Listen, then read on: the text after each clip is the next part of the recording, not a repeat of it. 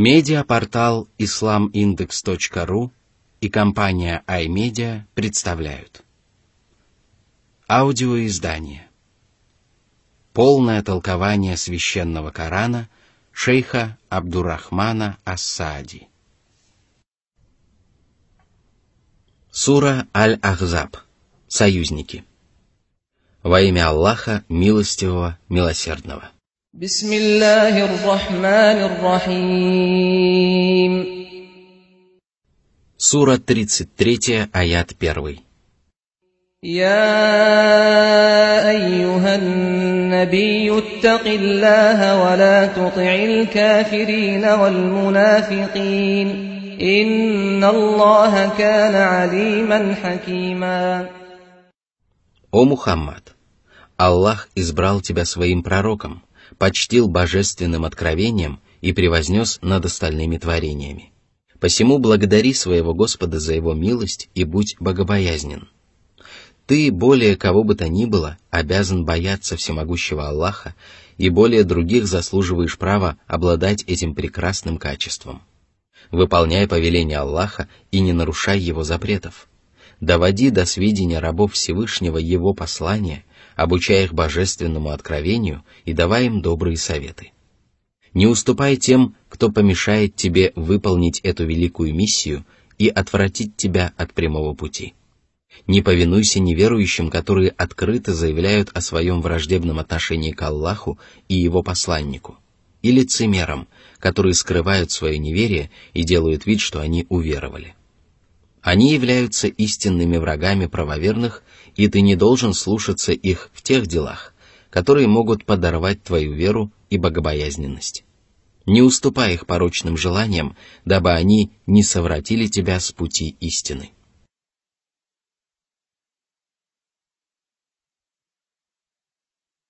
Сура 33, аят 2. واتبع ما يوحى إليك من ربك إن الله كان بما تعملون خبيرا. О Мухаммад! Это наставление и милость Всевышнего Аллаха. Следуй этому наставлению и надейся на милость и вознаграждение своего Господа. Воистину, Аллаху известно обо всех ваших добрых и злых делах, и поэтому каждый из вас получит достойное воздаяние.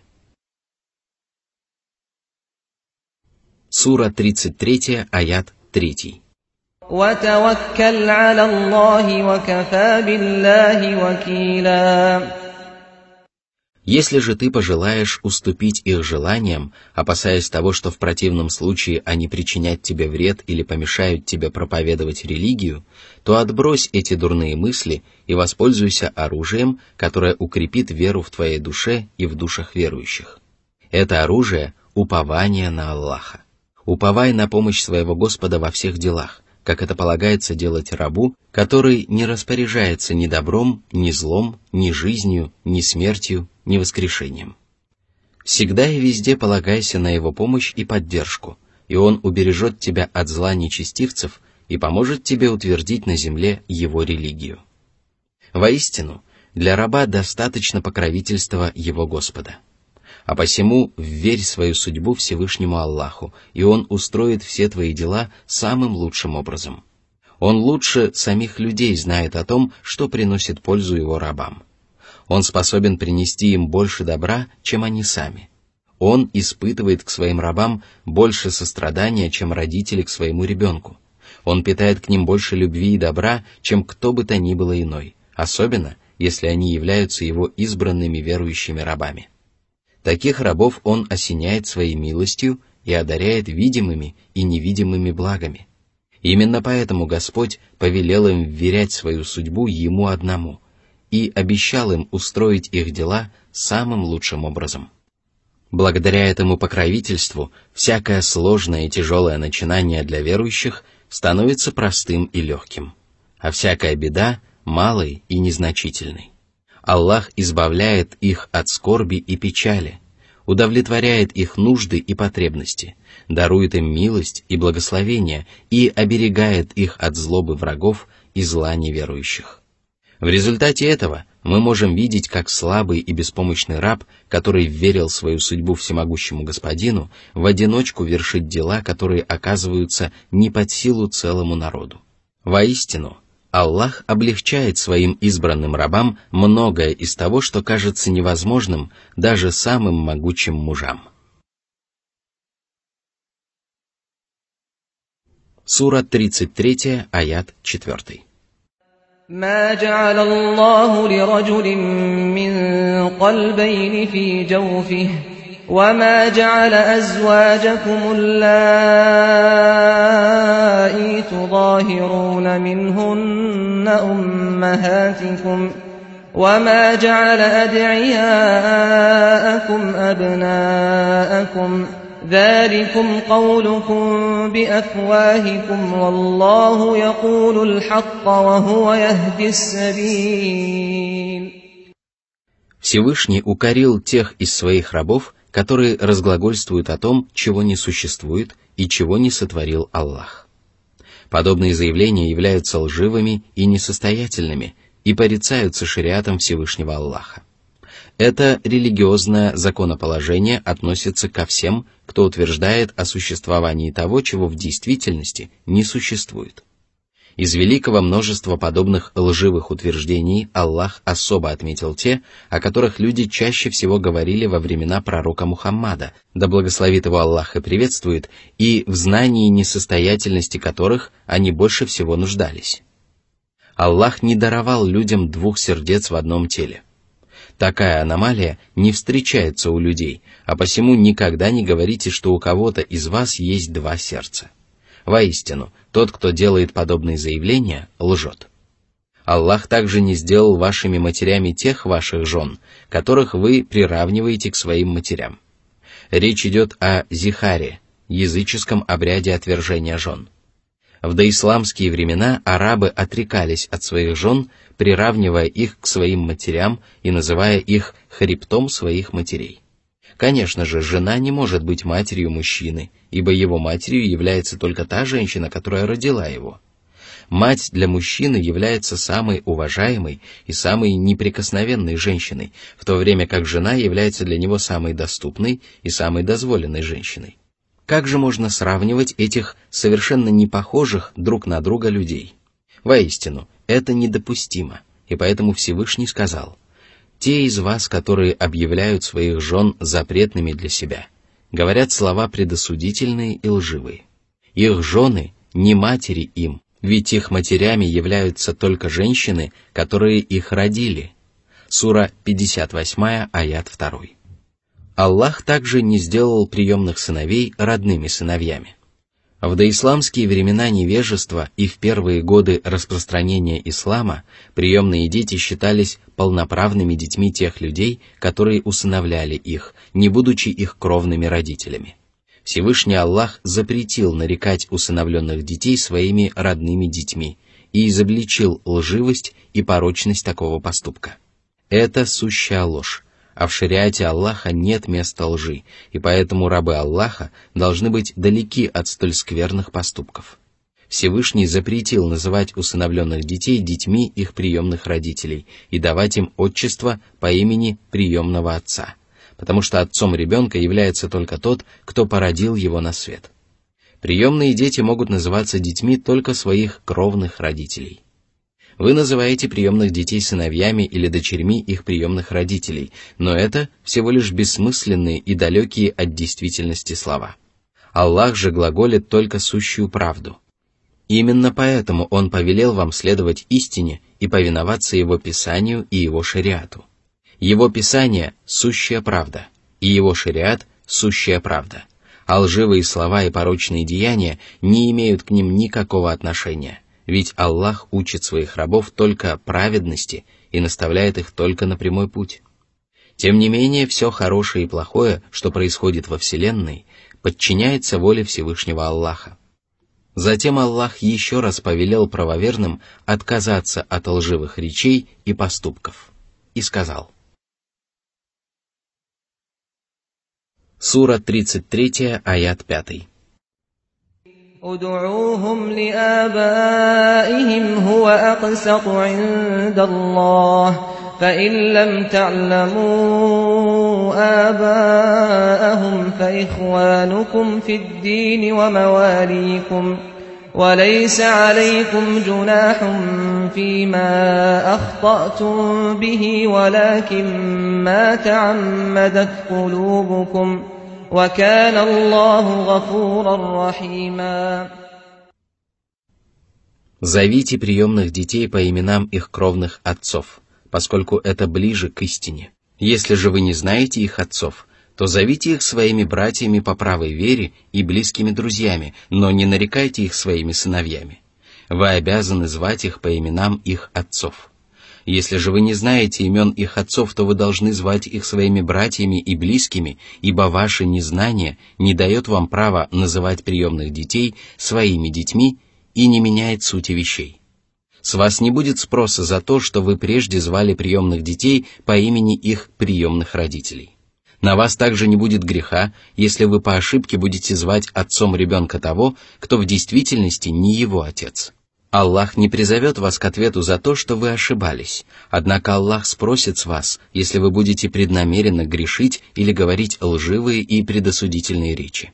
Помните же, что Аллах прощающий, милосердный. Он снисходителен к вам и прощает ваши грехи, но не наказывает вас за грехи, которые вы совершали до принятия ислама, и прощает вам грехи, которые вы совершаете по ошибке.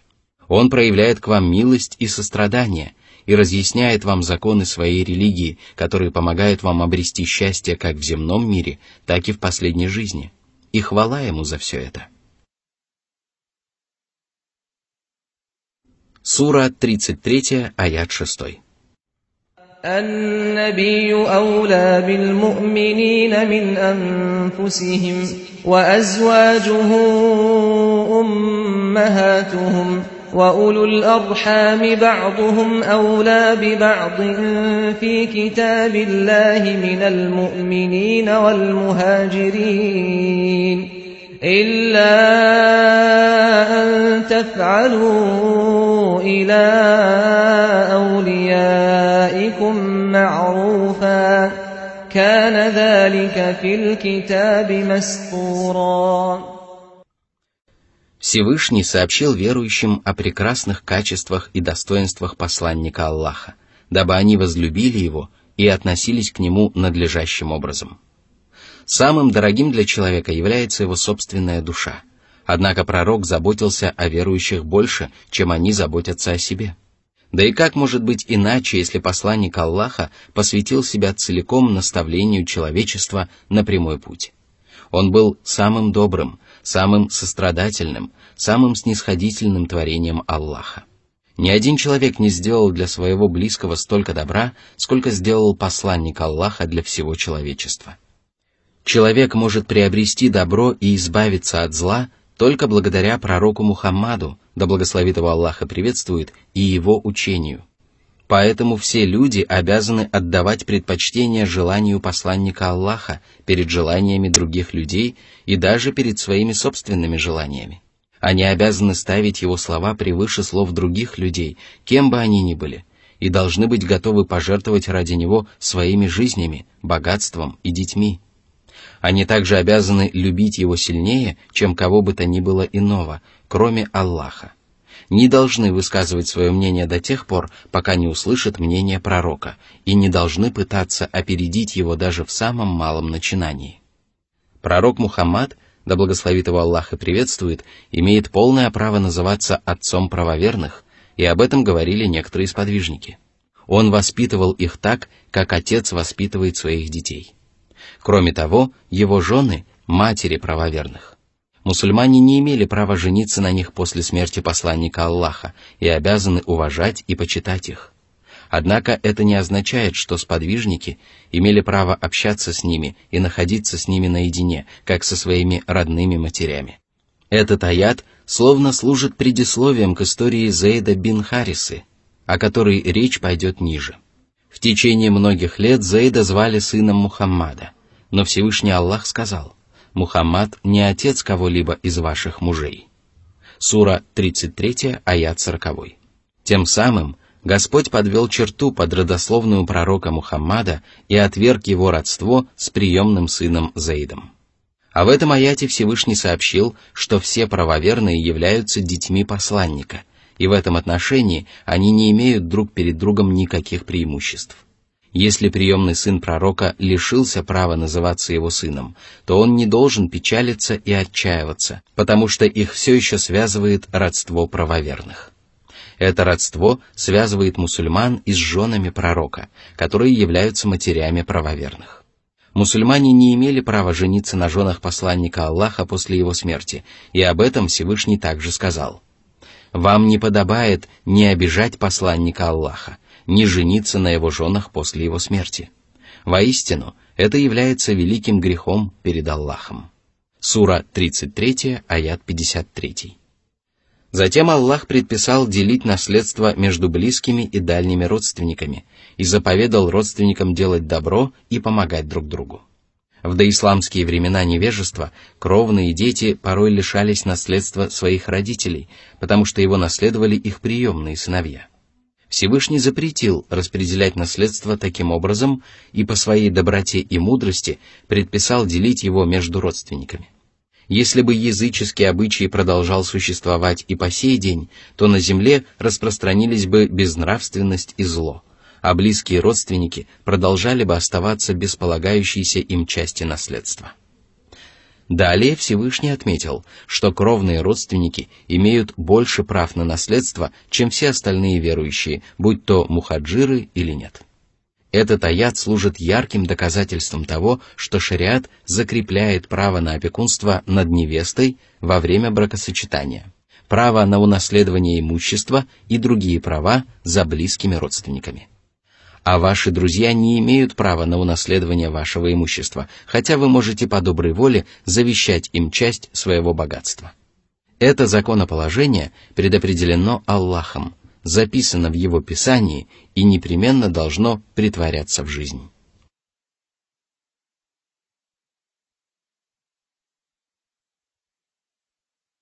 Сура 33, аяты 7-8.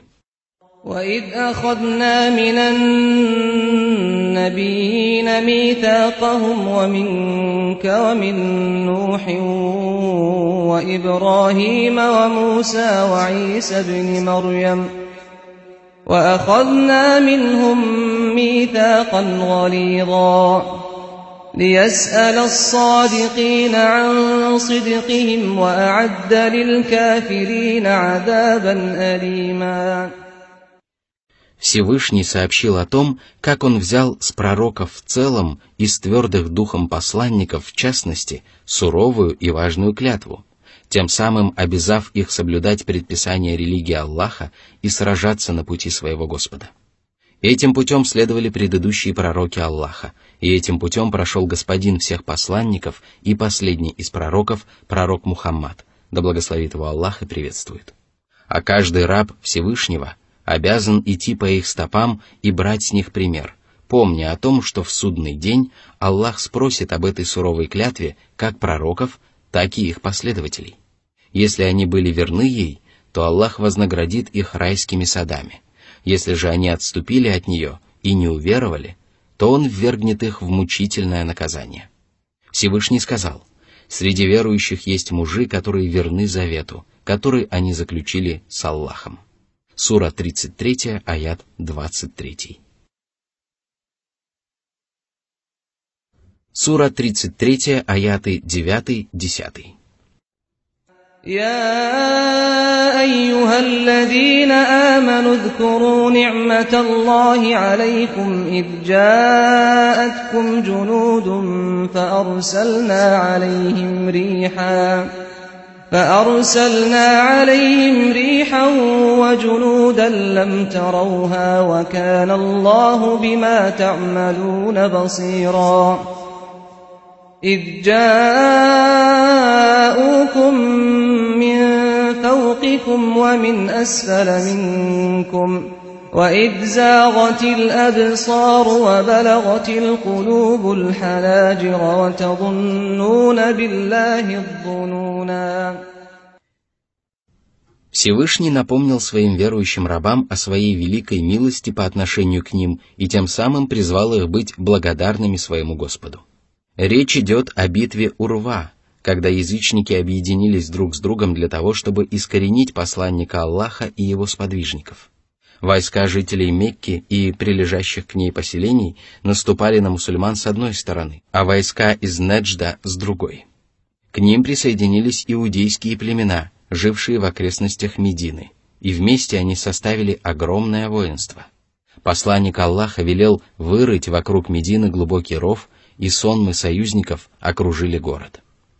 С каждым часом положение мусульман становилось все более и более тяжелым. Их глаза бегали от беспокойства, а сердца от страха подскакивали к горлу. Беда была настолько великой, а ситуация настолько критической, что в голову мусульманам приходили самые скверные мысли. Осада города продолжалась в течение длительного срока, и сподвижники начинали терять надежду на помощь Аллаха и победу религии. Сура 33, аят 11. هنالك ابتلي المؤمنون وزلزلوا زلزالا شديدا. В этой битве Аллах испытал веру сподвижников пророка страхом, беспокойством и голодом, которые постигли мусульман. Однако они не поколебали их веры, а лишь усилили их убежденность. Благодаря этому они сумели превзойти своей верой и убежденностью все прежние и будущие поколения верующих, и хвала за это надлежит одному Аллаху.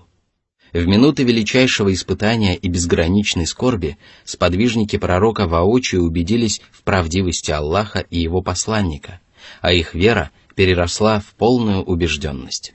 И поэтому Всевышний сказал: когда верующие увидели союзников, они сказали: «Это то, что обещали нам Аллах и его посланник». Аллах и его посланник сказали правду. Это приумножило в них лишь веру и покорность. Сура 33, аят 22. Сура 33, аяты 12-13. وَإِذْ يَقُولُ الْمُنَافِقُونَ وَالَّذِينَ فِي قُلُوبِهِم مَّرَضٌ مَّا وَعَدَنَا اللَّهُ وَرَسُولُهُ إِلَّا غُرُورًا وَإِذْ قَالَت طَّائِفَةٌ مِّنْهُمْ يَا أَهْلَ يَثْرِبَ لَا مُقَامَ لَكُمْ فَارْجِعُوا وَيَسْتَأْذِنُ فَرِيقٌ مِّنْهُمُ النَّبِيَّ يَقُولُونَ إِنَّ بُيُوتَنَا عَوْرَةٌ وَمَا هِيَ بِعَوْرَةٍ إِن يُرِيدُونَ إِلَّا فِرَارًا. Лицемеры не смогли скрыть неверие, которое таилось в их сердцах, и сказали, что обещание Аллаха и его посланника оказалось всего лишь обманом. Лицемеры всегда ведут себя подобным образом во время трудностей и испытаний, и битва Урва не явилась исключением. Вера этих нечестивцев не выдержала потрясений, и они принялись оценивать сложившуюся обстановку своим недалеким умом и оправдывать свои колебания и сомнения по поводу религии Аллаха. Всевышний оставил их без своей поддержки, и тогда их сердцами овладел страх, а терпению подошел конец. Они не сумели проявить должного терпения сами и не захотели обезопасить от своего зла других, а потому обратились к жителям Медины и сказали: «Жители Ясриба, возвращайтесь назад, потому что вы не можете противостоять врагу». Они сознательно упомянули прежнее название Медины, не связанное с переселением в нее пророка Мухаммада, да благословит его Аллах и приветствует, что свидетельствует об их неуважении к вере и мусульманскому братству. Из их слов становится ясно, что на совершение этого поступка их подтолкнули трусость и малодушие.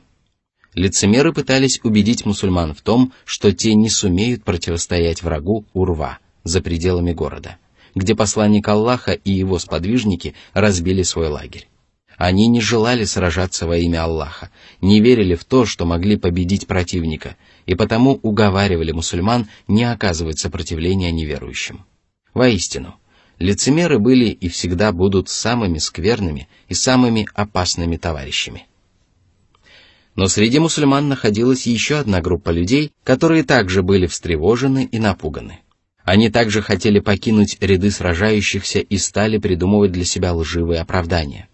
Они обратились к посланнику Аллаха и сказали: «Наши дома остались беззащитны, и враги в любую минуту могут напасть на них, пока нас нет дома. Разреши же нам вернуться, дабы мы могли уберечь наши дома от нашествия врагов». Однако они лгали посланнику Аллаха, потому что не дома их были без защиты, а сами они хотели покинуть поле боя. Они придумали такое оправдание для того, чтобы скрыть свое истинное намерение. Причина же этого заключалась в их слабой вере и отсутствии стойкости перед лицом трудностей и испытаний.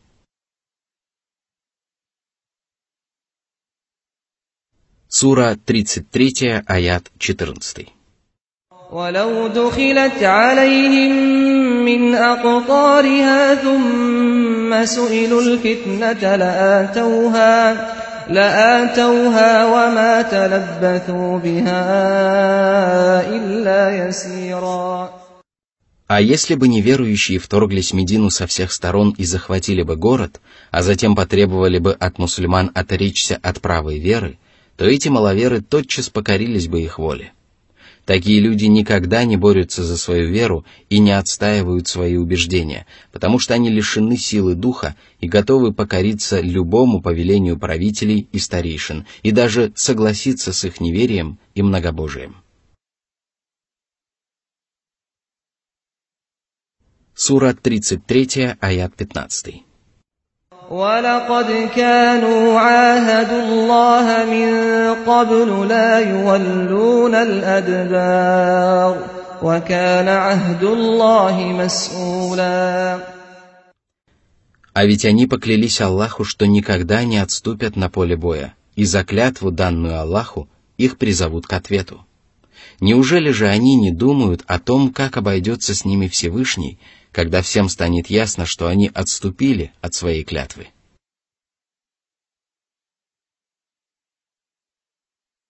Сура 33, аят 16.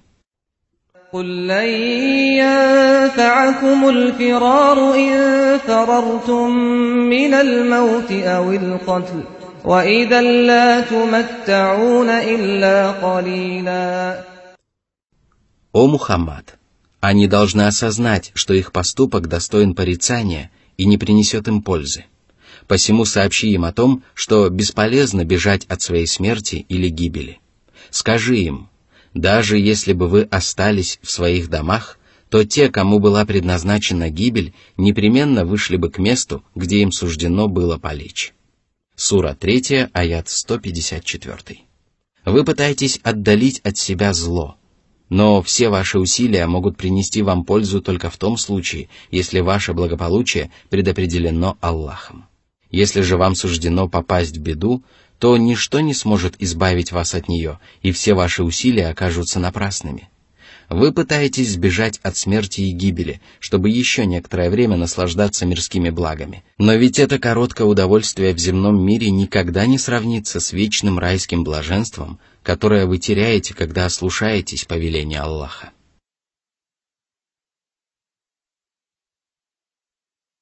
Сура 33, аят 17. قُلْ مَنْ ذَا الَّذِي يَعْصِمُكُمْ مِنَ اللَّهِ إِنْ أَرَادَ بِكُمْ سُوءًا أَوْ أَرَادَ بِكُمْ رَحْمَةً وَلَا يَجِدُونَ لَهُم مِّن دُونِ اللَّهِ وَلِيًّا وَلَا نَصِيرًا. Всевышний разъяснил, что никакие попытки обрести добро в этом мире не могут принести рабу пользы, если Аллах пожелает ему зла. Кто может избавить человека от предопределения Аллаха, если он пожелает ему зла, и кто может помешать Аллаху, если он соблаговолит оказать милость своему рабу? Воистину, только Аллах решает, кого одарить благами, а кого лишить своей милости. Он один способен принести своим рабам пользу и причинить им зло. Радости и несчастья выпадают на долю творений только с его божественного дозволения. А что касается грешников, то они не найдут для себя ни покровителя, который бы помог им обрести вечное счастье, ни помощника, который бы уберег их от великой беды. Помните об этом и будьте покорны единственному правителю Вселенной, чьи приказы не подлежат обсуждению и чье предопределение непреложно. Отказавшись от его покровительства и помощи, вы не найдете для себя ни покровителя, ни помощника. Сура 33, аят 18. قد يعلم الله المعوقين منكم والقائلين لإخوانهم هلم إلينا ولا يأتون البأس إلا قليلا.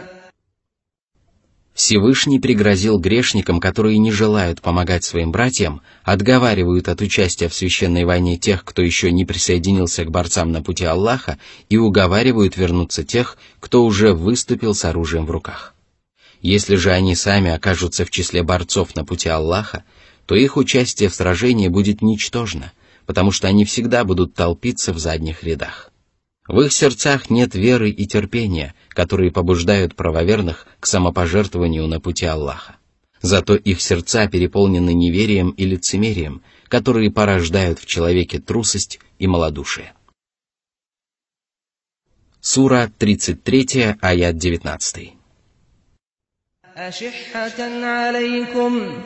فإذا جاء الخوف رأيتهم ينظرون إليك تدور أعينهم كالذي يغشى عليه من الموت فإذا ذهب الخوف سلقوكم بألسنة حداد أشحة على الخير أولئك لم يؤمنوا فأحبط الله أعمالهم وكان ذلك على الله يسيرا. Они не хотят жертвовать ради Аллаха своими жизнями и своим богатством, потому что они скупы и алчны. А когда наступает опасность, их глаза закатываются, словно у того, кто падает в обморок от смертельного страха. Страх господствует в их сердцах, а сильное беспокойство заставляет их забыть обо всем на свете. Они думают лишь о том, что им придется участвовать в сражении, которого они больше всего боятся.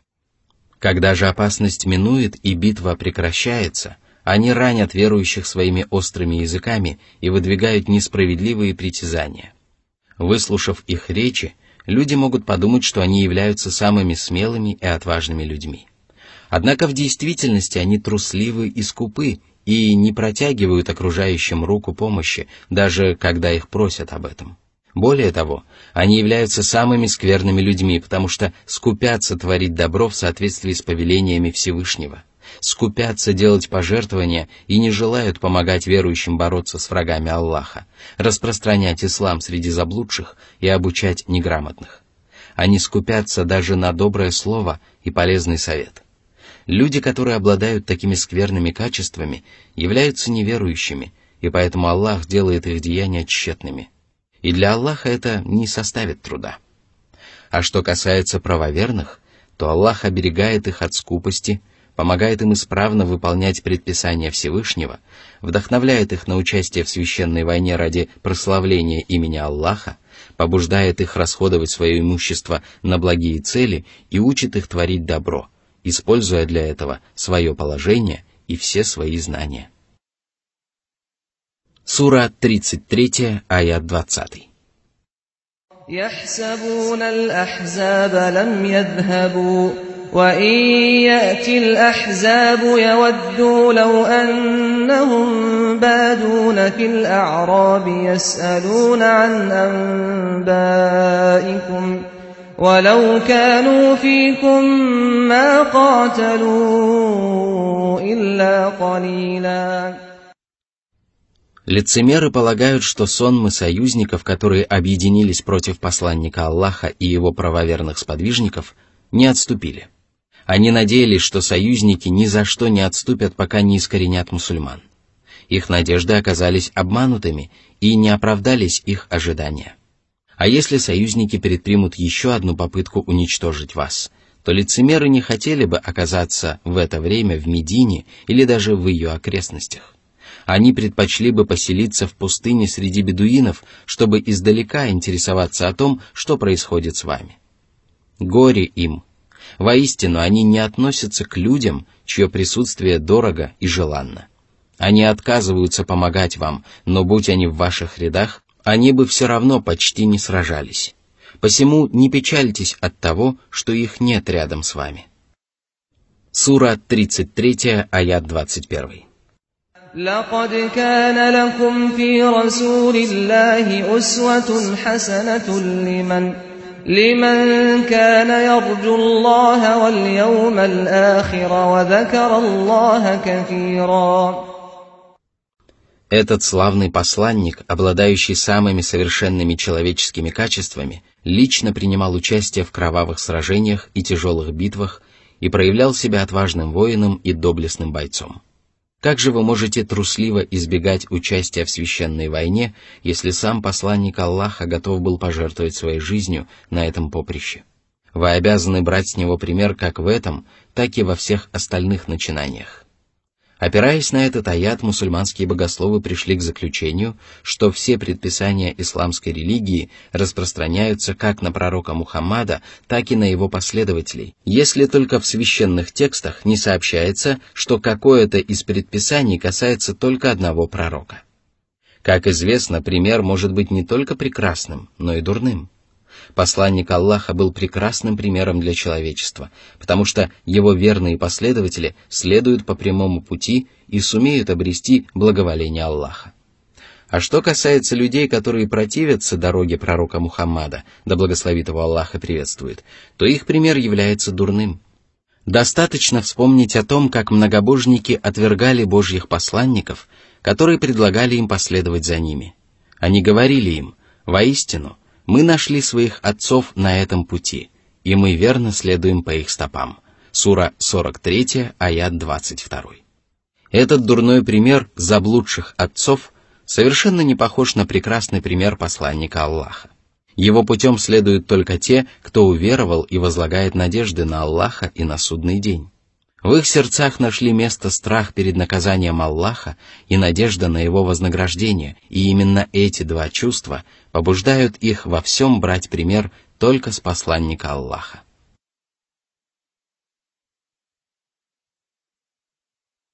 Сура 33, аят 22. ولما رأى المؤمنون الأحزاب قالوا هذا ما وعدنا الله ورسوله وصدق الله ورسوله وما زادهم إلا إيمانا وتسليما. Всевышний сообщил о том, как повели себя истинные верующие, когда увидели, как на них надвигаются сонмы противников. Их сердцами также овладел страх, но они вспомнили о том, что Всевышний Аллах сказал: «Или вы полагали, что войдете в рай, не испытав того, что постигло ваших предшественников?» Их поражали нищета и болезни. Они переживали такие потрясения, что посланник и уверовавшие вместе с ним говорили: «Когда же придет помощь Аллаха?» Воистину, помощь Аллаха близка. Сура 2, аят 214. Верующие воочию убедились в том, что обещание Аллаха и его посланника было истинным, и это только приумножило веру в их сердцах и преданность Аллаху в делах. Затем Всевышний сообщил, что верующие не похожи на лицемеров, которые повернули вспять, когда увидели сонмище противников, и тем самым нарушили данную Аллаху клятву. Всевышний сказал: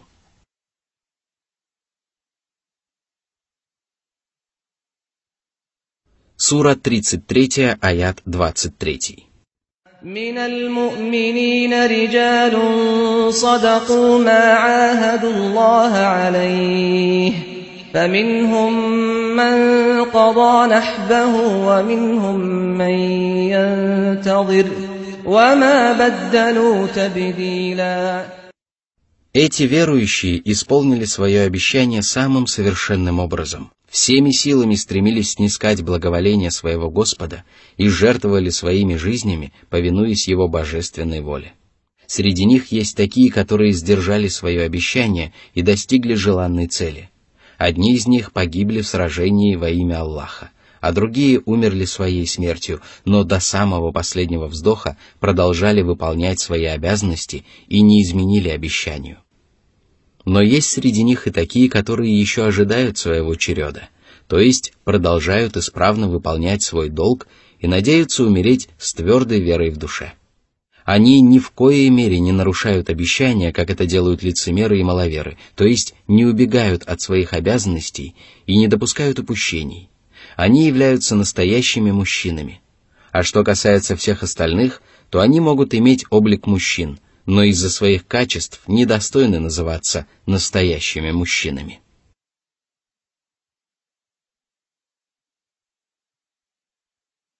Сура 33, аят 24. ليجزي الله الصادقين بصدقهم ويعذب المنافقين إن شاء أو يتوب عليهم إن الله كان غفورا رحيما. В судный день Аллах вознаградит тех, кто был верен своему обещанию, за их правдивость в речах, праведность в делах и искренность во взаимоотношениях с Аллахом, а также за чистоту их помыслов и поступков. Всевышний сказал: «Это день, когда правдивым людям принесет пользу их правдивость. Им уготованы райские сады, в которых текут реки. Они пребудут там вечно». Сура 5, аят 119. Аллах предписал своим рабам пройти через многочисленные трудности, испытания и потрясения для того, чтобы выявилась разница между правдивыми рабами и лжецами. Для правдивых рабов Господь приготовил щедрое вознаграждение, а для лицемеров, которые не сумели сохранить свою веру и праведность и нарушили данное Аллаху обещание, уготовано мучительное наказание. Аллах покарает их, если увидит, что в их сердцах нет места добру. В таком случае Он лишит их своего божественного руководства и оставит их без своей поддержки. Если же Он смилостивится над ними, то поможет им раскаяться и вернуться в лоно правой веры. И очень часто все происходит именно так, потому что Аллах является щедрым и великодушным властелином. Поэтому Он напомнил своим рабам о своих прекрасных именах, свидетельствующих о милости, добродетели и всепрощении Господа. Среди его прекрасных имен прощающий, милосердный. А это значит, что он прощает своих кающихся рабов, даже если они совершили во вред самим себе множество скверных грехов.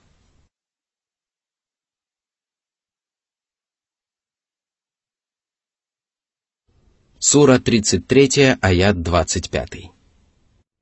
ورد الله الذين كفروا بغيظهم لم ينالوا خيرا وكفى الله المؤمنين القتال وكان الله قويا عزيزا. Союзники были яростны и решительны. Они собирались уничтожить мусульман и имели для этого достаточно сил. Более того, они были обольщены своей многочисленностью и своим единством и были убеждены в успехе. Они ликовали при виде своего огромного войска и боевого снаряжения. Но Всевышний Аллах обратил их в бедство и расстроил их коварные планы. Он наслал на них ураганный ветер, который разрушил их стан, снес их шатры, перевернул их котлы и вселил в их сердца беспокойство и страх. Союзники обратились в бегство, но не могли скрыть своего гнева и разочарования. Битва Урва явилась ярчайшим примером того, как Аллах помогает своим верующим рабам. Аллах помог мусульманам выдержать осаду противника, а затем наслал на них ураганный ветер и воинственных ангелов, ведь среди его прекрасных имен всесильный, могущественный. Всякий, кто воспротивится его воле, непременно будет повержен, а всякий, кто обратится к нему за помощью, одержит верх. Он творит все, что пожелает, и для него нет ничего невозможного. Сила и могущество не принесут его рабам никакой пользы, пока он не соблаговолит помочь им. Сура 33, аят 26.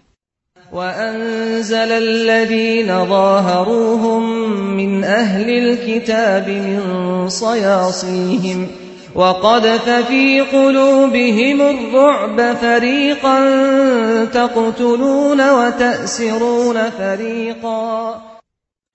Речь идет об иудеях, которые помогали многобожникам в борьбе с посланником Аллаха и его сподвижниками. Аллах изгнал их из их крепостей и отдал их в руки мусульман.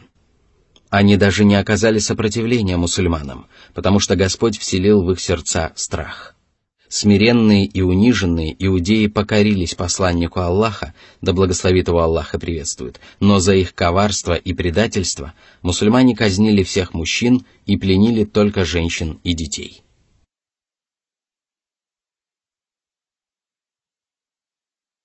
Сура 33, аят 27.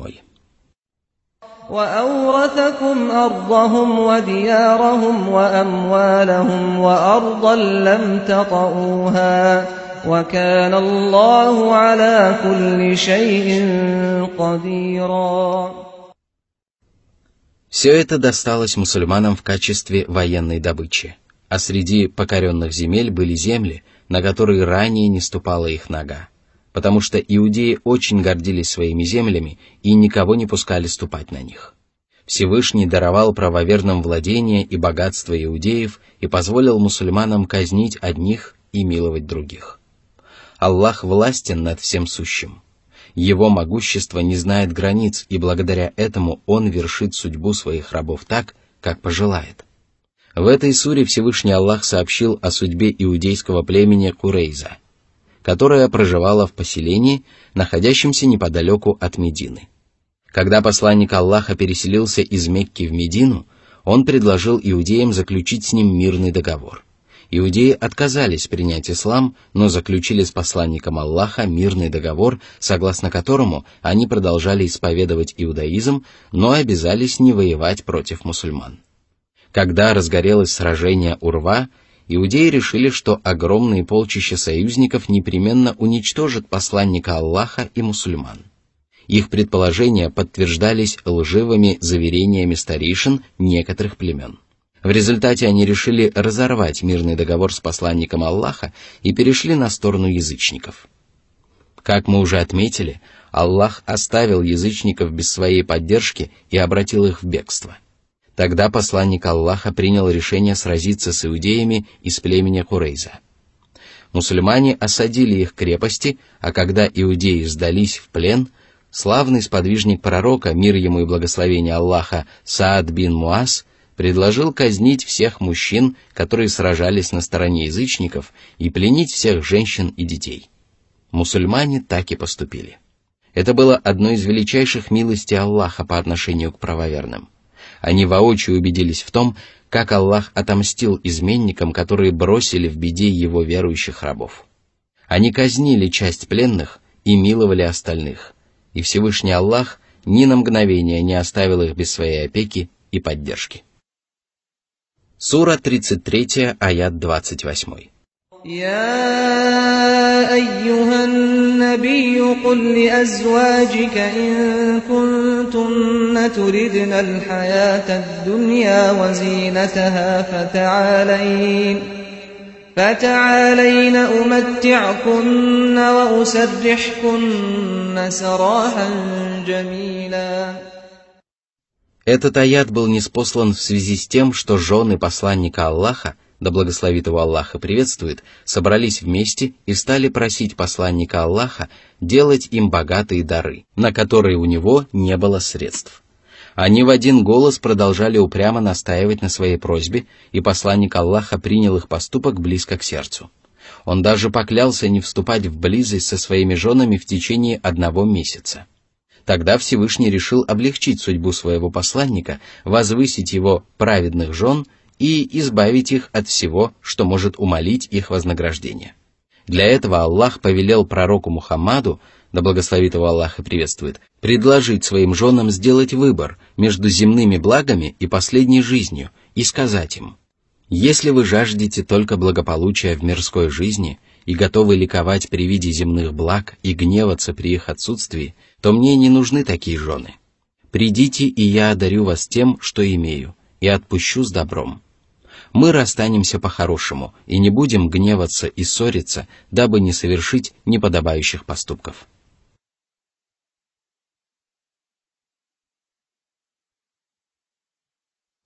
Сура 33, аят 29. وَإِن كُنتُنَّ تُرِدْنَ اللَّهَ وَرَسُولَهُ وَالدَّارَ الْآخِرَةَ فَإِنَّ اللَّهَ أَعَدَّ لِلْمُحْسِنَاتِ مِنكُنَّ أَجْرًا عَظِيمًا. Если же вы надеетесь обрести благоволение Аллаха и Его посланника и попасть в райские сады, готовы не придавать значения богатству и нужде, радостям и бедам, будете довольствоваться тем, что вам дарует посланник Аллаха, и не станете обременять его бесконечными просьбами, то знайте, что Аллах уготовил праведным из вас великое воздаяние. Всевышний отметил, что они получат великое вознаграждение не потому, что они являются женами посланника Аллаха, а благодаря своим праведным деяниям. Если же человек не совершает добрых дел, то его родства с посланником Аллаха недостаточно для того, чтобы заслужить вознаграждение Всевышнего. Более того, это родство не принесет такому человеку никакой пользы. Пророк сообщил своим женам о повелении Господа и предложил им сделать выбор. Все жены пророка отдали предпочтение Аллаху, его посланнику и последней жизни, и ни одна из них не усомнилась в правильности этого выбора. Да будет доволен ими Аллах. Предложение сделать выбор между тленными мирскими благами и вечным райским наслаждением имело глубокий смысл. Во-первых, Аллах проявил заботу о своем посланнике и избавил его от многочисленных просьб его жен. Во-вторых, посланник Аллаха избавился от зависимости от своих жен и получил возможность сделать им подарки тогда, когда пожелает. Всевышний сказал: «На пророке нет греха в том, что предписал для него Аллах». Сура 33, аят 38. В-третьих, Аллах уберег своего посланника, мир ему и благословение Аллаха, от женщин, для которых прелести мирской жизни дороже, чем Аллах, его посланник, и счастье в последней жизни.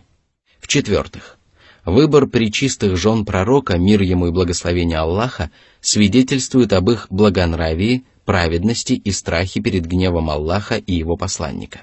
Кроме того, Всевышний тем самым обязал жен пророка никогда не сердиться на своего мужа, чтобы не сердить его и не навлечь на себя гнев его Господа и мучительное наказание. В-пятых, Аллах подчеркнул превосходство жен пророка и их высокое положение перед Аллахом, а также чистоту их помыслов и намерений. Воистину, они стремились обрести благоволение Аллаха и его посланника и горели желанием попасть в рай, а мирская жизнь и ее приходящие блага не имели для них никакого значения. В-шестых, Аллах велел всем женам пророка, которые сделали правильный выбор, готовиться к тому, что они поселятся в самых лучших райских обителях и будут женами пророка в последней жизни. В-седьмых, Аллах пожелал, чтобы между пророком Мухаммадом, мир ему и благословение Аллаха, и его женами были самые прекрасные и самые совершенные взаимоотношения. Он был самым совершенным из потомков Адама, и его жены должны были быть самыми лучшими и самыми совершенными. Поэтому Всевышний сказал: «Скверные женщины для скверных мужчин, а скверные мужчины для скверных женщин, и хорошие женщины для хороших мужчин, а хорошие мужчины для хороших женщин». Сура 24, аят 26. В-восьмых, Аллах призвал жен посланника Аллаха к неприхотливости и удовлетворению самым малым. Благодаря этому качеству человеческая душа обретает покой и умиротворение, избавляется от алчности, беспокойства, грусти и печали. В-девятых, Господь пожелал увеличить вознаграждение жен посланника Аллаха и возвысить их до ступеней, на которые прежде не восходила ни одна женщина. Именно поэтому Он ниспослал 2 последующих аята. Сура 33, аят 30. يا نساء النبي من يأت منكن بفاحشة مبينة يضاعف لها العذاب ضعفين وكان ذلك على الله يسيرا. Всевышний сообщил, что если они будут ослушаться Аллаха и совершат явную мерзость, то наказание им будет удвоено. Тем самым он предостерег жен посланника Аллаха от совершения грехов и побудил благодарить своего Всевышнего Господа. Сура 33, аят 31. ومن يقنت منكن لله ورسوله وتعمل صالحا نؤتها أجرها مرتين وأعتدنا لها رزقا كريما.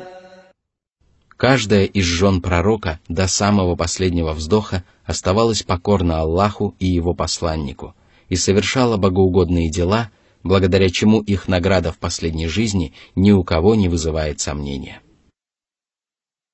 Сура 33, аят 32.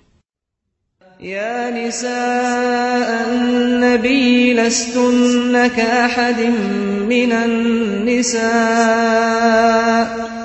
إن اتقيتن فلا تخضعن بالقول فيطمع الذي في قلبه مرض وقلن قولا معروفا. Это обращение ко всем супругам посланника Аллаха. Всевышний поведал им о том, что если они будут праведны и будут бояться Аллаха, то превзойдут всех остальных женщин. Повинуясь повелению Господа, жены пророка Мухаммада использовали все возможности для того, чтобы достичь совершенства в набожности и богобоязненности.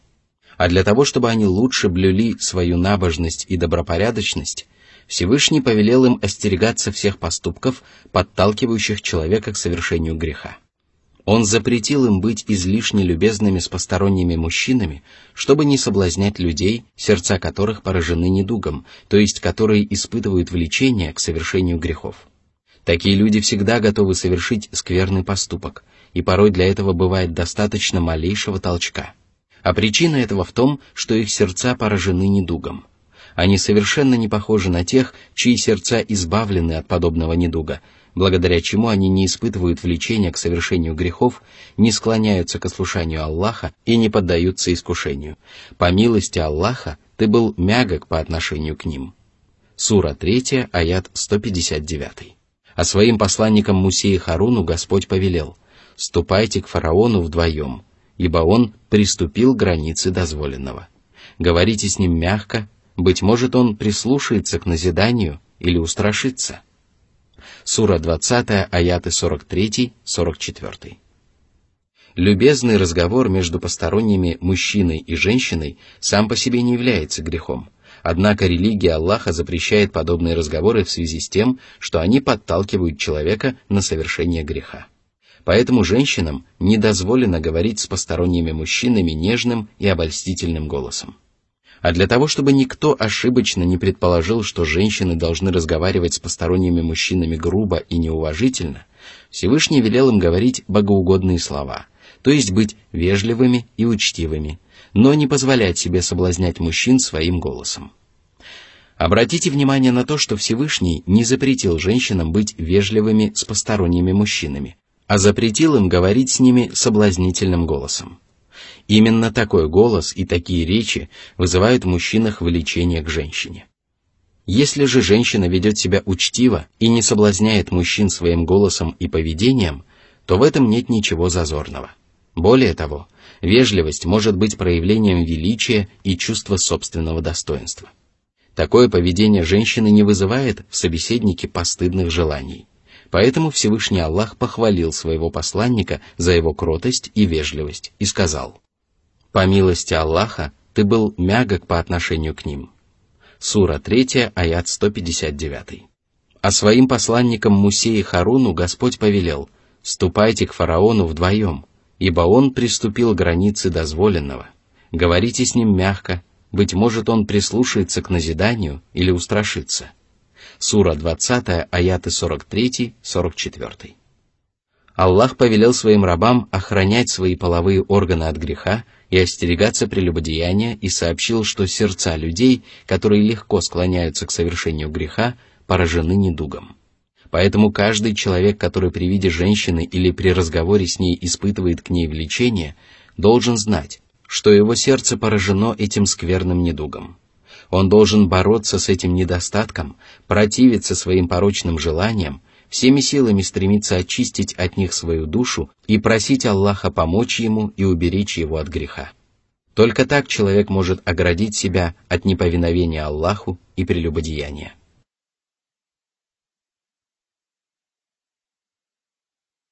Сура 33, аят 33.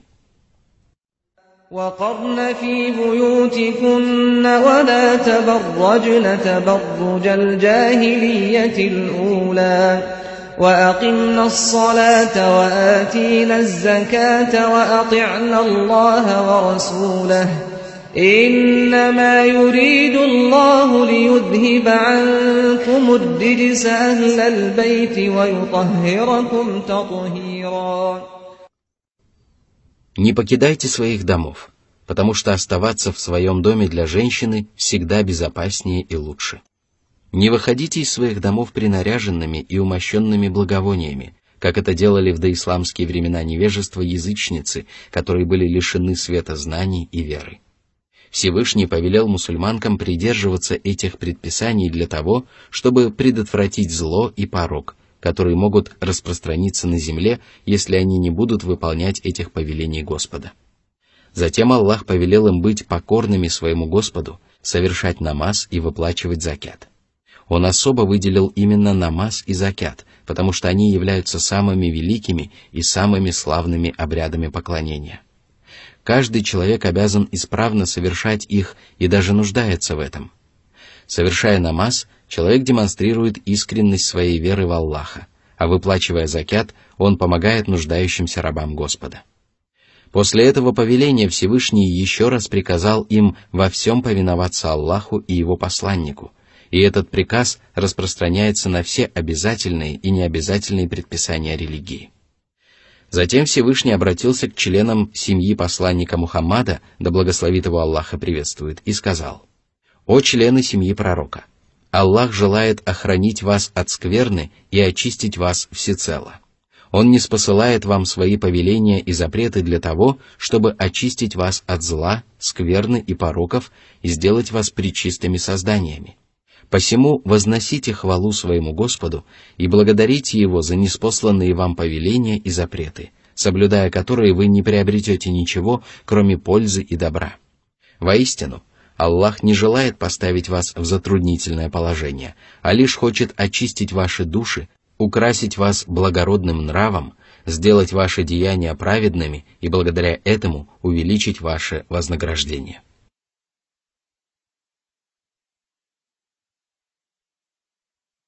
Сура 33, аят 34. واذكرن ما يتلى في بيوتكن من آيات الله والحكمة إن الله كان لطيفا خبيرا. А поскольку совершение праведных дел и избавление от грехов невозможно без истинных знаний, Всевышний повелел женам пророка постигать знания и разъяснил им, как они должны делать это. Под аятами в этом откровении подразумевается священный Коран, а под мудростью – хадисы посланника Аллаха, раскрывающие тайны последнего небесного писания. Опоминает их надлежащим образом только тот, кто читает их, размышляет над их истинным смыслом, вникает в содержащиеся в них предписания и соблюдает их. Воистину, Аллах проницательный, добрый, ведающий. Ему известны самые тайные начинания и самые сокровенные помыслы. Ни одна тайна на небесах и на земле не сокрыта от Него, как и не сокрыты от Него тайные и явные деяния Его рабов. Все это должно подталкивать людей к искреннему служению Аллаху и совершению благих дел в тайне от чужих взоров и в надежде на вознаграждение одного только Аллаха. Кроме того, Всевышний добр к своим творениям. Он указывает им путь к добру и оберегает их от зла. Однако они не в силах ощутить это. Он ниспосылает им пропитание и благосостояние, однако они не видят этого. Он повелевает им делать то, что им не всегда нравится, но они не знают, что именно этот путь приводит человека к самым высоким ступеням. Сура 33, аят 35. إن المسلمين والمسلمات والمؤمنين والمؤمنات والقانتين والقانتات والصادقين والصادقات والصابرين والصابرات والخاشعين والخاشعات والمتصدقين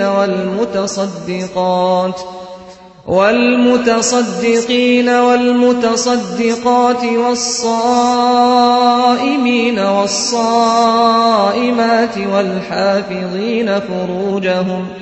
والحافظين فروجهم والحافظات والذاكرين الله كثيرا والذاكرات أعد الله لهم مغفرة وأجرا عظيما. После того, как упоминание о том, что супруги посланника Аллаха не похожи на остальных женщин и что их вознаграждение или наказание будет умножено, Всевышний Аллах упомянул о судьбе остальных верующих женщин и подчеркнул, что они получат вознаграждение наряду с мужчинами. Это вознаграждение уготовано мусульманам и мусульманкам, которые душой и телом придерживаются законов Всевышнего, имеют правильные религиозные убеждения, выполняют повеления Аллаха и Его посланника, говорят правдивые речи и совершают праведные дела, терпеливо встречают трудности и несчастья, проявляют смирение и покорность перед Аллахом во время молитв и во всех других начинаниях, раздают обязательные и необязательные пожертвования, избегают прелюбодеяния и всех приводящих к нему грехов, а также часто поминают Аллаха, особенно перед восходом и закатом солнца и после обязательных намазов. А кто обладает прекрасными качествами, имеет правильные исламские убеждения, говорит правдивые слова, совершает праведные дела, приносит пользу себе и окружающим и избегает злых и скверных деяний, тот душой и телом придерживается всех предписаний религии и является добродетельным и верующим мусульманином. Такие люди своими хорошими деяниями искупают совершенные ими грехи, благодаря чему заслуживают прощения Господа. Однако наряду с прощением им также уготовано то, чего не видывал взор, чего не слышали уши, о чем даже не помышляла человеческая душа. Это великое вознаграждение, обо всех прелестях которого неизвестно никому, кроме Всевышнего Дарителя. Господи, сделай нас в числе этих праведников.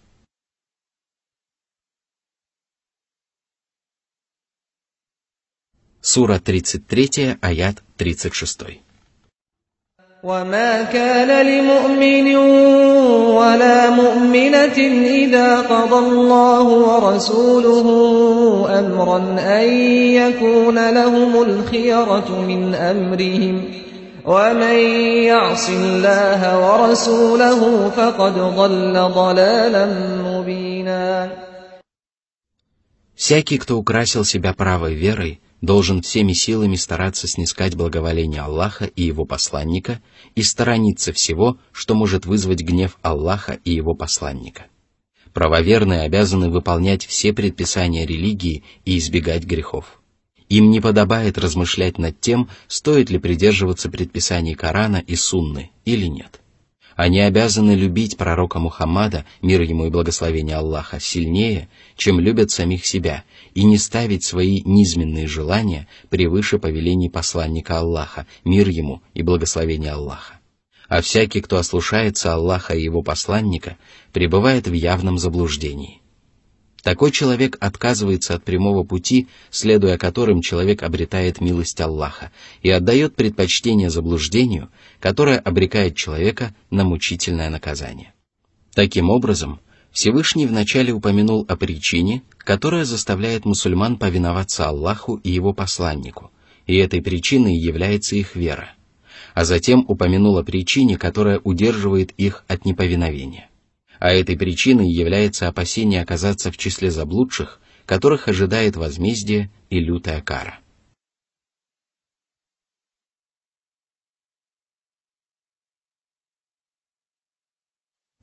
Сура 33, аят 37.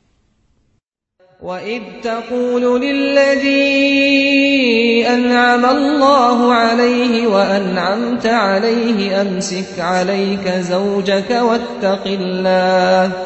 واتق الله وتخفي في نفسك ما الله مبديه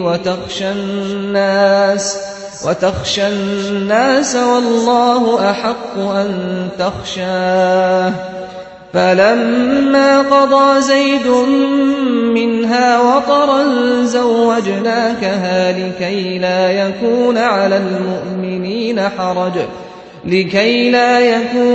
المؤمنين حرج في أزواج أدعيائهم إذا قضوا منهن وطرا وكان أمر الله مفعولا. Всевышний Аллах ниспослал этот аят для того, чтобы все правоверные поняли, что приемные дети никоим образом не должны приравниваться к их кровным детям, и что приемный отец может жениться на бывшей жене своего приемного сына. Однако арабы часто усыновляли детей и не делали никакой разницы между приемными и родными детьми, и только значительное событие могло изменить укоренившиеся в их сознании представления. Поэтому Всевышний захотел, чтобы посланник Аллаха, мир ему и благословение Аллаха, положил конец этим ошибочным представлениям словом и делом. Когда же Аллах намеревается претворить в жизнь какое-либо начинание, Он создает для него предпосылки и причины.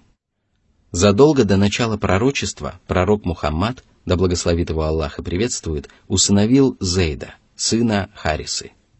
Люди стали звать его Зейдом, сыном Мухаммада. Но когда было ниспослано повеление звать приемных детей по именам их кровных отцов, мусульмане вновь стали звать его Зейдом, сыном Харисы. Он был женат на двоюродной сестре посланника Аллаха Зейнаб бинт Джахш.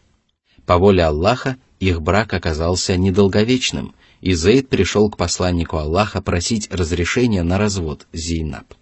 Тогда посланник Аллаха подумал, что если Зейд разведется с ней, то он непременно женится на ней. Всевышний напомнил об этом событии своему посланнику и отметил, что он облагодетельствовал Зейда правой верой и набожностью, а пророк освободил его от рабства и указал ему путь к спасению от адского огня. Когда Зейд обратился к посланнику Аллаха, тот дал ему искренний и добрый совет, несмотря на то, что Зейнаб хотела выйти замуж за пророка. Да и он сам подумывал об этом. Он сказал: «Не разводись с ней и терпеливо сноси все, что происходит между вами. Будь богобоязнен как во взаимоотношениях со своей женой, так и во всех остальных делах. Твоя богобоязненность поможет тебе быть терпеливым и обяжет тебя к этому.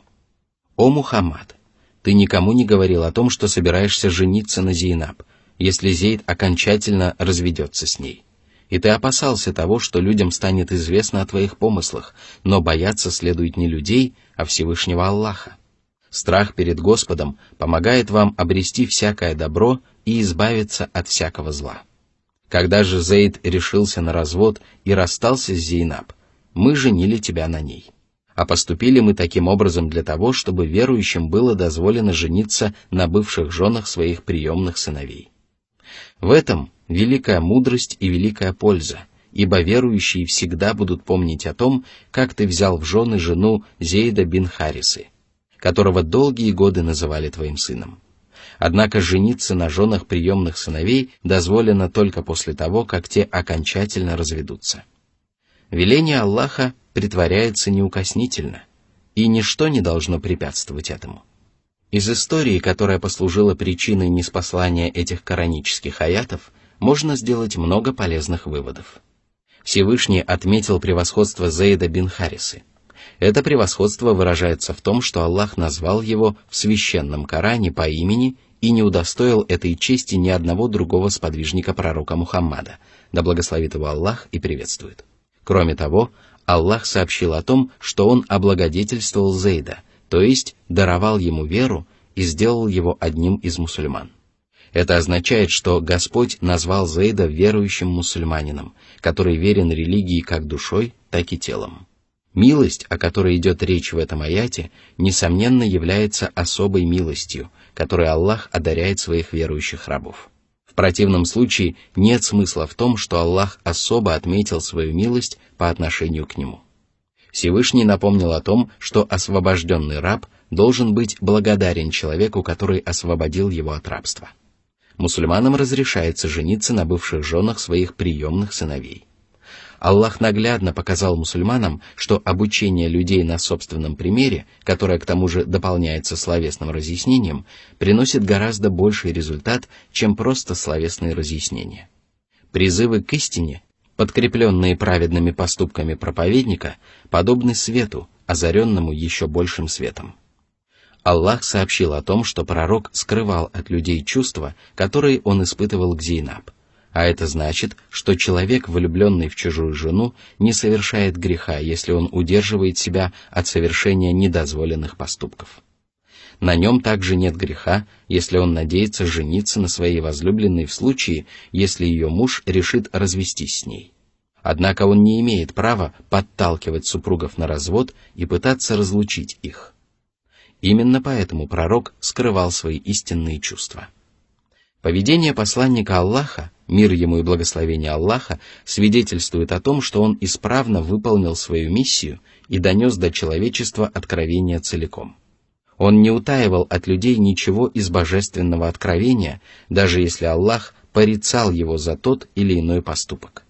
Это является доказательством того, что пророк Мухаммад, да благословит его Аллах и приветствует, был истинным посланником Аллаха, который проповедовал божественное учение и не стремился благодаря этому знанию возвыситься над остальными людьми. Искренность посланника Аллаха при обращении к нему за советом свидетельствует о том, что верующий, к которому обращаются за советом, обязан дать тот совет, который он считает самым полезным и самым правильным для своего брата, даже если такой поступок может пойти во вред его собственным интересам, целям и желаниям. Посланник Аллаха посоветовал всем супругам, которые собираются развестись, постараться сохранить брак всеми возможными способами, ибо сохранение семьи лучше развода. Всевышний Аллах повелел людям бояться своего Господа сильнее, чем его рабов. Аллах определил судьбу матери правоверных Зейнаб и выдал ее замуж за своего посланника без помолвки и бракосочетания в присутствии свидетелей. Зейнаб всегда очень гордилась этим перед остальными женами посланника Аллаха и говорила: «Вас выдали замуж ваши родственники, а меня выдал замуж сам Аллах из-за 7 небес». История Зейнаб убедительно подтвердила, что никто не имеет права жениться на замужней женщине и даже предпринимать для этого какие-либо усилия, пока муж окончательно не разведется со своей женой. А окончательный развод наступает только по окончании срока идда, в течение которого разведенная жена продолжает принадлежать своему мужу и находится в его власти, даже несмотря на то, что муж в этом случае не обладает всеми правами на разведенную жену.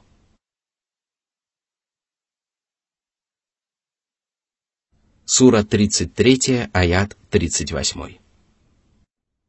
ما كان على النبي من حرج فيما فرض الله له سنة الله في الذين خلوا من قبل وكان أمر الله قدرا مقدورا.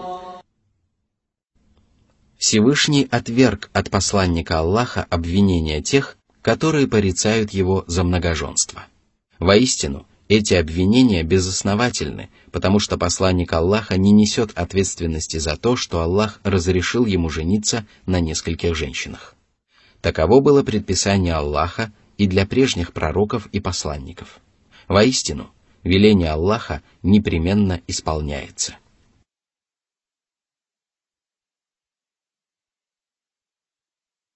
Сура 33, аят 39. الذين يبلغون رسالات الله ويخشونه ولا يخشون أحدا إلا الله وكفى بالله حسيبا. Затем Аллах поведал о качествах посланников, которые жили прежде. Они читали рабам Аллаха удивительные стихи священных писаний, показывали им доказательства существования и могущества Господа, призывали их встать на прямой путь. При этом они боялись только одного Аллаха и никого не боялись наряду с Ним. Все это означает, что обязанностью каждого пророка было призывать людей на путь истинной религии и страшиться Господа, исправно выполняя Его повеления и не нарушая Его запретов. Достаточно того, что Аллах следит за всеми деяниями своих рабов и призовет их к ответу. Из этих слов ясно, что Аллах ведает о поступках своего посланника и что жениться на нескольких женах было разрешено и предыдущим пророкам.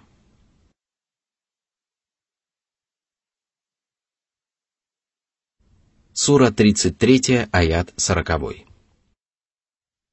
ما كان محمد أبا أحد من رجالكم ولكن رسول الله وخاتم النبيين وكان الله بكل شيء عليما.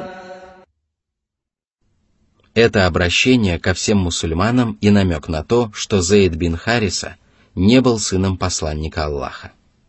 Этот аят носит общий характер и отвергает как кровное, так и приемное отцовство пророка Мухаммада, мир ему и благословение Аллаха. Однако ранее мы отметили, что посланник Аллаха, мир ему и благословение Аллаха, считается отцом всех правоверных, а его жены – матери правоверных. А для того, чтобы мусульмане не отрицали подобное отцовство пророка Мухаммада, Всевышний Аллах сообщил о том, что Мухаммад был посланником Аллаха и последним пророком. Каждый мусульманин обязан повиноваться ему и следовать его путем, верить ему и руководствоваться его наставлениями, а также любить его сильнее, чем кого бы то ни было иного. Пророк Мухаммад, мир ему и благословение Аллаха, был настолько искренним и добрым наставником, что относился к правоверным так, как отец относится к своим детям. Что же касается Аллаха, то Он ведает о всяком творении. Его божественное знание охватывает все сущее, и Он лучше всех знает тех, кому можно доверить божественное откровение, и тех, кто достоин божественной милости.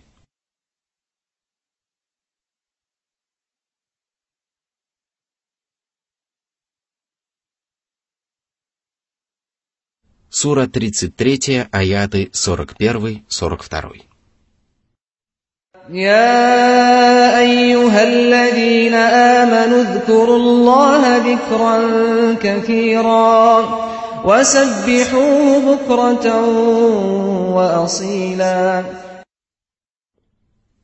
Всевышний повелел верующим часто поминать, возвеличивать, прославлять и восхвалять своего Господа и говорить прекрасные слова, которые могут приблизить человека к своему Господу.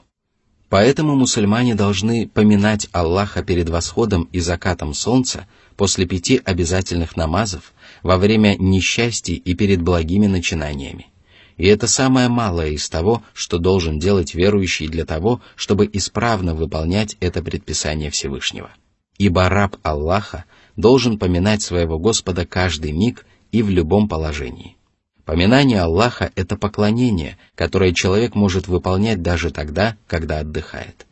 Оно помогает верующему лучше познать Господа и еще сильнее возлюбить Его, а также помогает ему обрести великое благо и уберечь язык от скверных и неподобающих речей.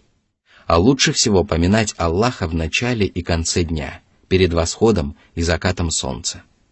Это время является славным и благословенным, и любое начинание в это время дается без особого труда.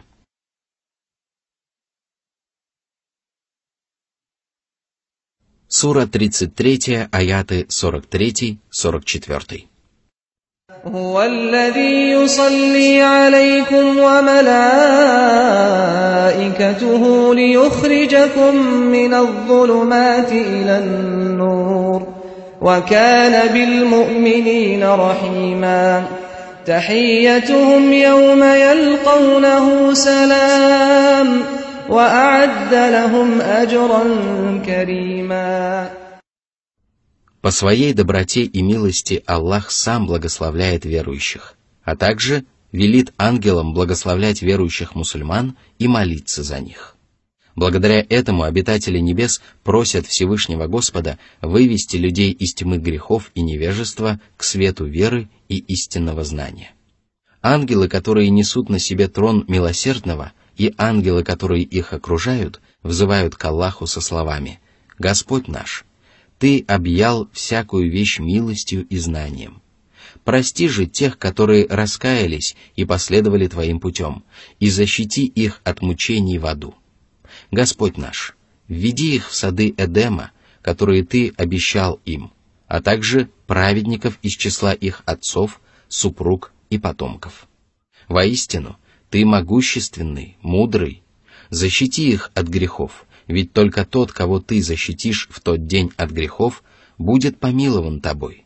Это и есть великое преуспеяние». Сура 40, аяты с 7 по 9. Подобная забота Аллаха о своих верующих рабах является величайшей милостью Господа по отношению к ним и обязывает их еще больше благодарить Всевышнего Аллаха и еще чаще поминать Его. Такова милость, которой Аллах осеняет правоверных в мирской жизни, а что касается жизни будущей, то в ней правоверных ожидает самое прекрасное и самое славное вознаграждение. Они будут счастливы от того, что сумели снискать благоволение своего Господа. Они будут восхищаться Его приветствиями и наслаждаться Его удивительными речами, получат право взглянуть на Его божественный лик и будут упиваться великим вознаграждением, вся прелесть которого неизвестна никому, кроме Всевышнего Дарителя. Сура 33, аяты 45-46. يا أيها النبي إنا أرسلناك شاهدا ومبشرا ونذيرا وداعيا إلى الله بإذنه وسراجا منيرا. Аллах сообщил о некоторых качествах пророка Мухаммада, мир ему и благословение Аллаха, каждая из которых является целью, основой и сутью любого пророческого послания. Во-первых, Господь отправил своего посланника свидетелем, то есть в день воскресения посланник будет свидетельствовать обо всех добрых и злых делах своих последователей. Всевышний сказал: «Мы сделали вас общиной, придерживающейся середины, чтобы вы свидетельствовали обо всем человечестве, а посланник свидетельствовал о вас самих». Сура 2, аят 143. Всевышний также сказал: «Что же произойдет, когда мы приведем по свидетелю от каждой общины, а тебя приведем свидетелем против этих?» Сура 4, аят 41. Пророк Мухаммад будет справедливым свидетелем, и его свидетельство будет принято во внимание. Во-вторых и в-третьих, Господь отправил его добрым вестником и увещевателем.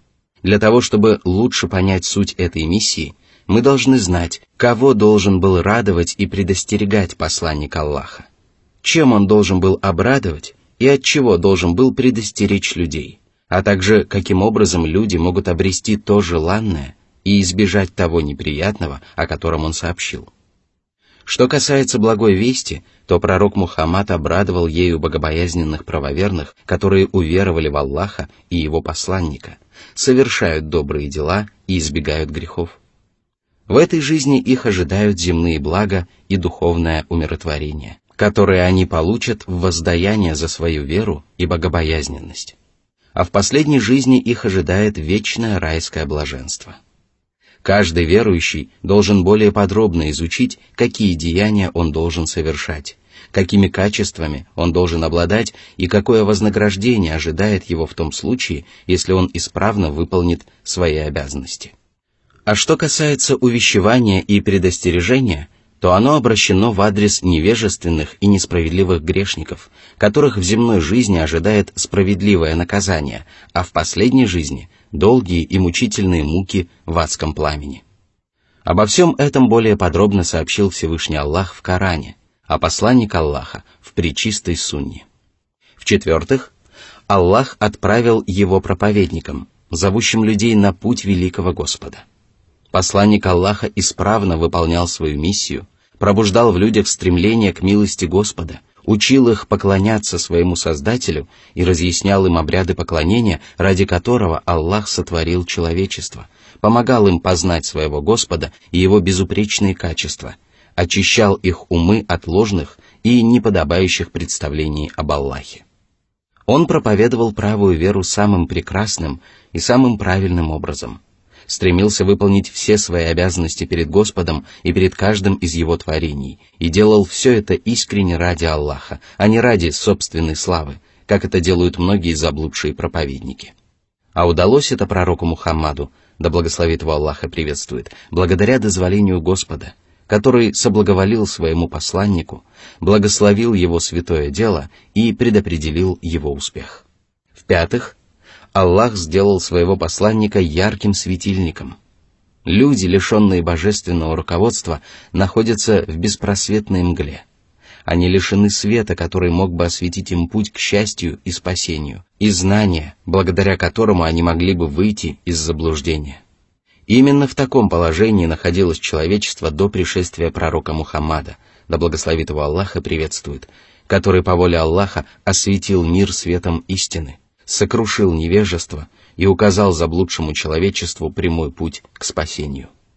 Праведники, которые избрали для себя этот прямой путь, последовали по нему вслед за посланником Аллаха. Благодаря этому они научились отличать добро от зла и счастливых людей от несчастных, и научились познавать своего Господа посредством Его совершенных качеств, похвальных деяний и мудрых повелений.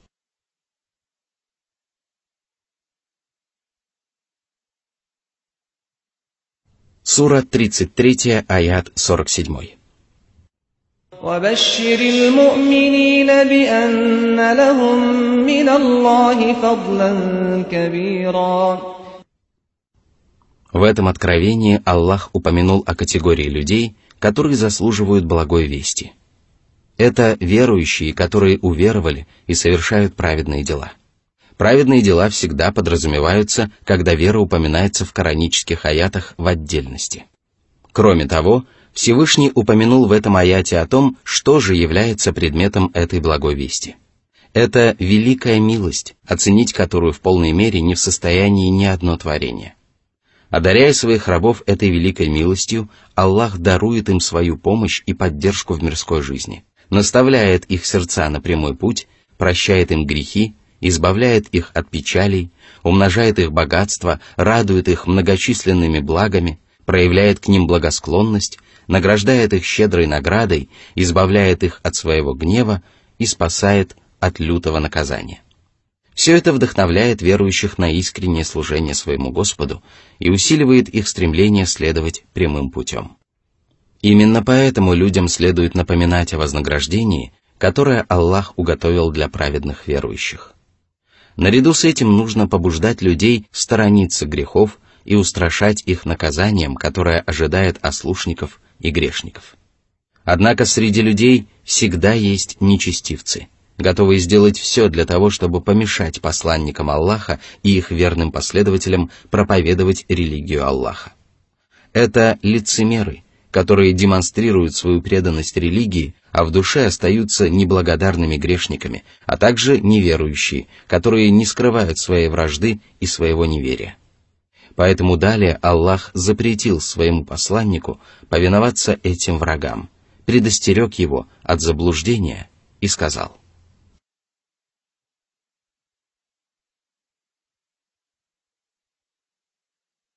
Сура 33, аят 48. وَلَا تُطِعِ الْكَافِرِينَ وَالْمُنَافِقِينَ وَدَعْ أَذَاهُمْ وَتَوَكَّلْ عَلَى اللَّهِ وَكَفَى بِاللَّهِ وَكِيلًا. Не подчиняйся неверующим и лицемерам, если они попытаются отвратить тебя от прямого пути. Однако это не дает тебе права обижать их, посему забудь об их обидах. Быть может, тогда они захотят сами обратиться в ислам или хотя бы прекратят борьбу с религией Аллаха и ее приверженцами. А для того, чтобы уберечься от своих противников и довести до конца начатое дело, полагайся на Аллаха. Если ты веришь свою судьбу в руки Господа, то Он облегчит для тебя даже самые трудные начинания.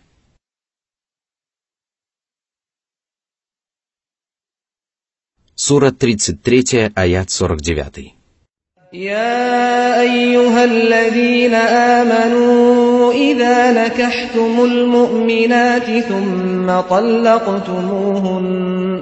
ثم طلقتموهن من قبل أن تمسوهن فما لكم عليهن من عدة تعتدونها فمتعوهن وسرحوهن سراحا جميلا.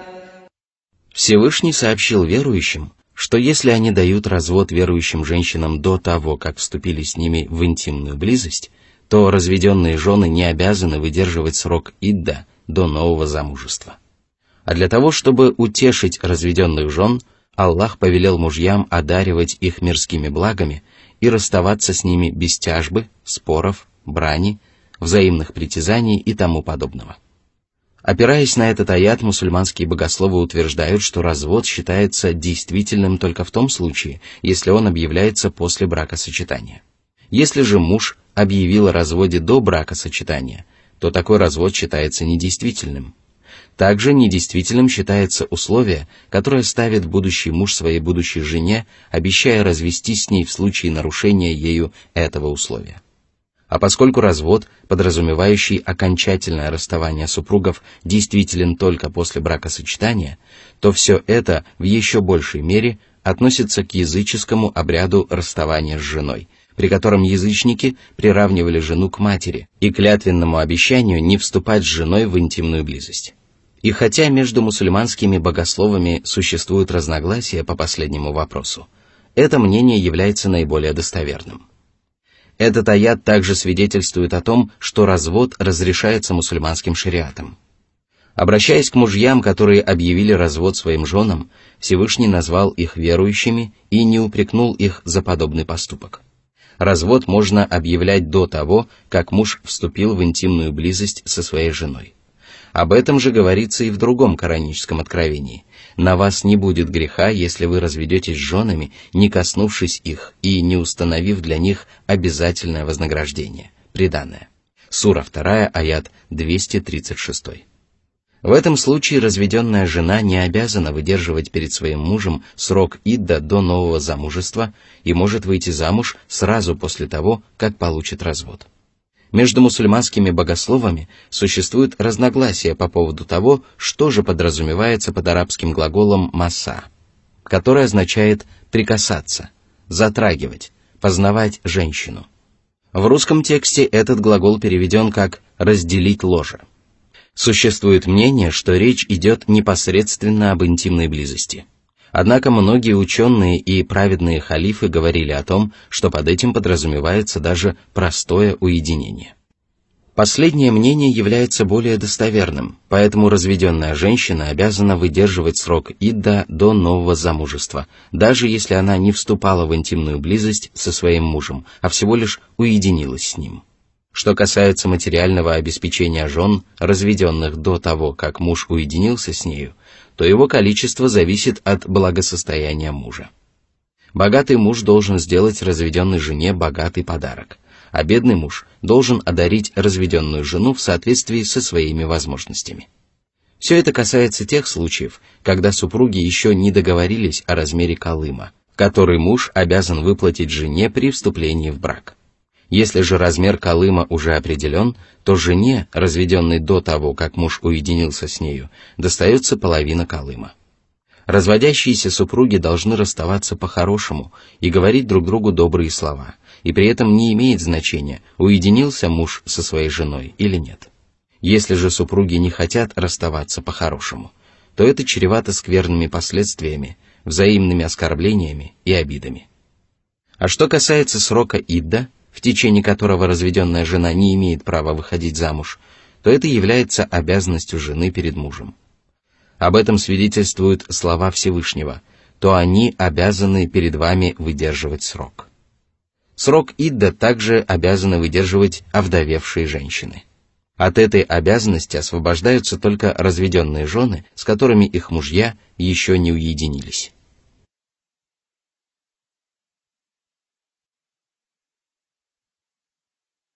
Сура 33, аят 50. يا أيها النبي إنا أحللنا لك أزواجك اللاتي آتيت أجورهن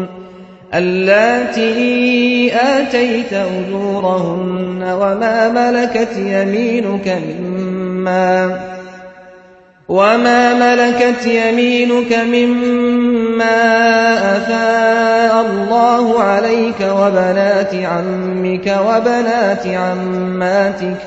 وبنات عماتك وبنات خالك وبنات خالاتك اللاتي هاجرن معك وامرأة مؤمنة إن وهبت نفسها للنبي إن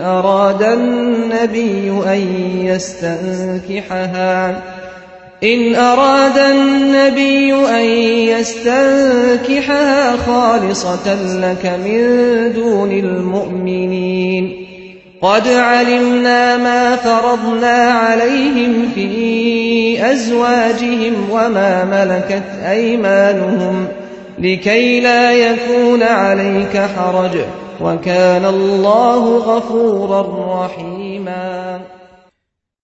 Всевышний напомнил о своих мудрых предписаниях, часть которых распространяется на пророка Мухаммада и остальных верующих, а другая часть была предназначена только для пророка, мир ему и благословение Аллаха. Аллах разрешил своему посланнику и всем правоверным мусульманам вступать в интимную близость с женами, которым они уплатили калым, а также с невольницами, которых они пленили на войне с неверующими. Невольницами являются захваченные в плен рабыни и свободные женщины, как замужние, так и незамужние. Всевышний также разрешил своему пророку и правоверным мусульманам жениться на двоюродных сестрах, то есть дочерях дядей со стороны отца, дочерях дядей со стороны матери, дочерях теток со стороны отца и дочерях теток со стороны матери. Посланник Аллаха мог жениться только на тех двоюродных сестрах, которые переселились вместе с ним в Медину. Согласно наиболее достоверному толкованию этого аята, это ограничение касалось только пророка Мухаммада, да благословит его Аллах и приветствует. Двоюродные сестры – ближайшие родственницы, на которых дозволено жениться правоверным. А что касается более близких родственниц, то мусульмане не имеют права брать их в жены, о чем Всевышний Аллах упомянул в суре Ан-Ниса. Аллах также разрешил своему посланнику брать в жены верующих женщин, которые по доброй воле предлагали себя ему в жены. При этом право выбора оставалось за посланником Аллаха, и он мог отказаться от женитьбы. Это предписание не распространяется на всех остальных мусульман, и поэтому правоверный мусульманин не имеет права жениться на женщине только на основании того, что она согласна стать его женой. Аллах разрешил правоверным иметь интимную близость с женами и невольницами, ниспослал им свои предписания и разъяснил им их права и обязанности. А что касается исключений, о которых упоминается в этом аяте, то они дозволены только посланнику Аллаха, но не остальным верующим. Именно поэтому этот аят начинается с обращения к пророку Мухаммаду, да благословит его Аллах и приветствует. Аллах сделал для него некоторые исключения для того, чтобы он не испытывал никакого неудобства и стеснения от предписаний своего Господа. Это свидетельствует о бесконечной заботе Всевышнего Аллаха о своем посланнике. Воистину, Аллах прощающий, милосердный. Он всегда остается сострадательным и милосердным по отношению к своим рабам и осеняет их милостью, щедростью и добродетелью в соответствии со своей божественной мудростью и в зависимости от их деяний.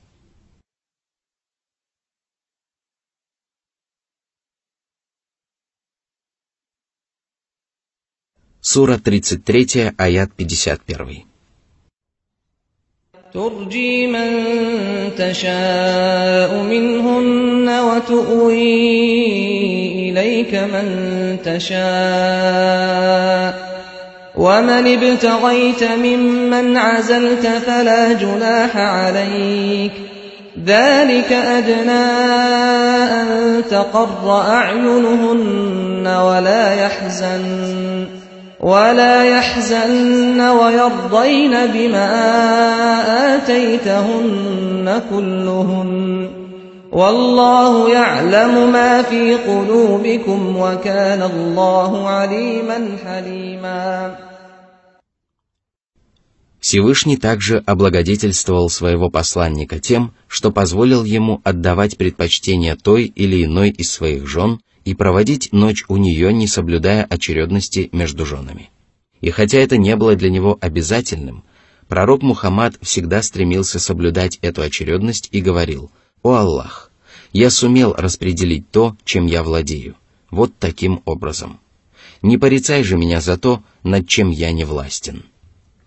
Посланник Аллаха имел право отложить или ускорить ночное посещение любой из своих жен, даже если прежде он отложил посещение этой жены. Это свидетельствует о том, что он не был обязан соблюдать очередность между своими женами. Тем не менее, многие толкователи считали, что подобное было дозволено только в отношении тех жен, которые сами предложили себя в жены пророку, то есть он имел право ускорить или отложить по собственному желанию ночное посещение той жены, которая сама предложила себя в жены пророку. Аллаху же об этом известно лучше всего. Жены посланника Аллаха должны были радоваться тому, что Всевышний проявил заботу о своем посланнике и позволил ему самому выбирать, с какой из жен проводить время, а также тому, что посланник Аллаха проявлял снисходительность к ним и одинаково хорошо относился ко всем своим женам. Они также должны были радоваться тому, чем их одарил посланник Аллаха, поскольку им было хорошо известно, что он не забывал о своих обязанностях перед ними и ни в чем не умалял их прав. Что же касается Аллаха, то Он знает обо всем, что происходит в ваших сердцах, когда вы выполняете обязательные и необязательные предписания своей религии. Он также знает о том, как многочисленны ваши обязанности. Поэтому он облегчил некоторые обязанности своего посланника и тем самым вселил покой в сердца его пречистых супруг. Воистину, Аллах знающий, выдержанный. Он обладает совершенным знанием и ниспосылает своим рабам законы, которые приведут в порядок их мирские дела и помогут им обрести великое вознаграждение. Он не наказывает своих рабов за совершенные ими грехи и укоренившееся в их сердцах зло, а дает им возможность покаяться.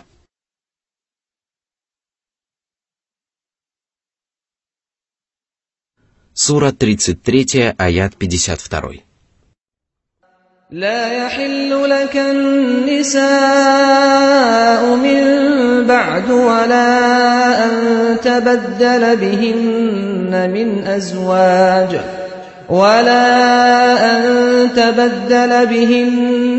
أزواج ولو أعجبك حسنهن إلا ما ملكت يمينك وكان الله على كل شيء رقيبا. Всевышний напомнил о том, что Он всегда благодарен своим верующим рабам. Он отблагодарил пречистых супруг посланника Аллаха за то, что они отдали предпочтение Аллаху, его посланнику и последней жизни, смилостивился над ними и запретил своему посланнику брать в жены других женщин и разводиться с имеющимися женами для того, чтобы жениться на других, даже если те поразят его своей красотой и привлекательностью. Всевышний вселил в сердца супруг посланника уверенность в том, что их муж никогда не расстанется с ними и не возьмет в жены других женщин. Тем самым Всевышний сообщил, что они были женами пророка Мухаммада, да благословит его Аллах и приветствует в мирской жизни, и останутся ими в жизни будущей. Однако Аллах позволил своему посланнику вступать в близость с невольницами, то есть плененными во время войны женщинами. Невольницы не обладают правами жен, однако причиняют им беспокойство. Поэтому жены всегда питают к невольницам самые неприятные чувства. Воистину, Аллах видит все деяния своих рабов и знает, к чему они могут привести. Он управляет всем происходящим во Вселенной самым совершенным образом и в соответствии с самыми прекрасными законами. Затем Всевышний Аллах повелел своим верующим рабам быть учтивыми и почтительными при посещении домов пророка и сказал. Сура 33, аят 53.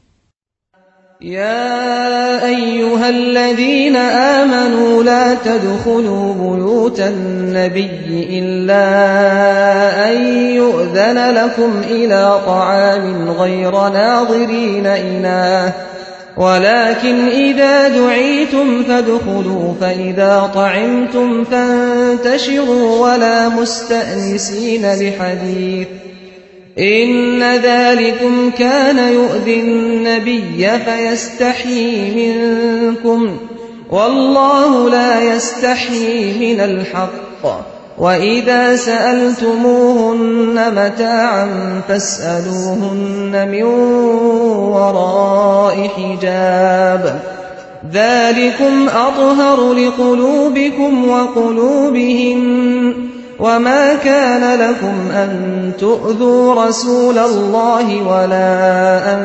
تنكحوا أزواجه من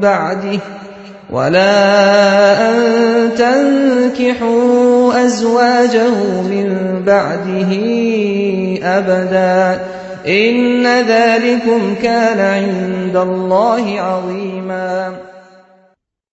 О правоверные! Не беспокойте посланника Аллаха, если только вас не пригласят на трапезу. Но даже в этом случае не приходите заранее для того, чтобы дожидаться ее. Не отвлекайте посланника Аллаха от насущных дел своим присутствием, дожидаясь приготовления еды или бесполезными разговорами после трапезы, а посещайте дома посланника Аллаха только с его разрешения и проводите там ровно столько времени, сколько понадобится для разрешения ваших насущных дел. Не тратьте понапрасну время посланника Аллаха ни до трапезы, ни после нее. Затем Аллах сообщил, что смысл этого предписания в том, что бесполезное времяпрепровождение удручало пророка и отвлекало его от многочисленных домашних дел. Однако посланник Аллаха стеснялся попросить своих сподвижников покинуть его дом. Подобное стеснение испытывают все великодушные и гостеприимные люди, но Аллах не стыдится истины. Кому-то может показаться, что ради приличия можно отказаться от выполнения предписания Аллаха, однако это далеко не так. Истинное благоразумие кроется в выполнении повелений Господа, а все, что противоречит шариату Всевышнего, не имеет никакого отношения к приличию и благонравию. Поэтому Всевышний Аллах не стыдится учить своих рабов почтительному отношению к пророку и разъяснять им предписания религии, которые принесут каждому верующему великую пользу. Таким образом, в начале аята речь шла о поведении мусульман при посещении домов посланника Аллаха.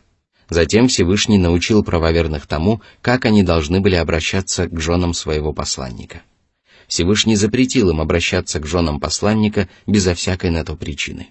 Если же они хотели попросить у них какую-либо домашнюю утварь, попросить о помощи или обратиться за советом, то должны были разговаривать с женами пророка через покрывало. Покрывало не давало им возможности видеть друг друга, потому что в этом не было никакой необходимости. Одним словом, посторонние мужчины не имели права смотреть в лицо женам посланника Аллаха и могли разговаривать с ними только при необходимости. Смысл же этого предписания в том, что подобное поведение было безгрешнее для сердец жен посланника и сердец остальных мусульман. Оно отдаляло их от сомнений и дурных мыслей, а чем сильнее отдаляется человек от дурных мыслей и скверных деяний, тем чище становится его душа. Всевышний Аллах детально разъяснил своим рабам, что мусульманский шариат запрещает все поступки, которые подталкивают людей к совершению грехов, и поэтому каждый мусульманин обязан сторониться их всеми возможными способами. Затем Аллах провозгласил одно из важнейших правил исламской веры и сказал, что правоверным не подобает огорчать посланника Аллаха. Это касается всех речей и поступков, которые могли бы причинить страдания пророку Мухаммаду, мир ему и благословение Аллаха. Воистину, такое поведение является самым недостойным и самым скверным. Примером же такого неуважительного отношения к посланнику Аллаха является женитьба на его женах после его смерти. Мусульмане обязаны уважать, почитать и возвеличивать своего пророка, а женитьба на его овдовевших супругах никоим образом несовместима с этим. Кроме того, жены посланника Аллаха останутся его супругами и в последней жизни, и смерть пророка в сущности не нарушила их супружеских уз. Именно поэтому Аллах запретил правоверным жениться на женах пророка Мухаммада, да благословит его Аллах и приветствует, после его смерти. А если бы кто-либо осмелился совершить подобное, то совершил бы великий грех. Однако мусульмане не нарушили запрета своего Господа и были покорны его повелениям, и хвала за это надлежит одному лишь Аллаху.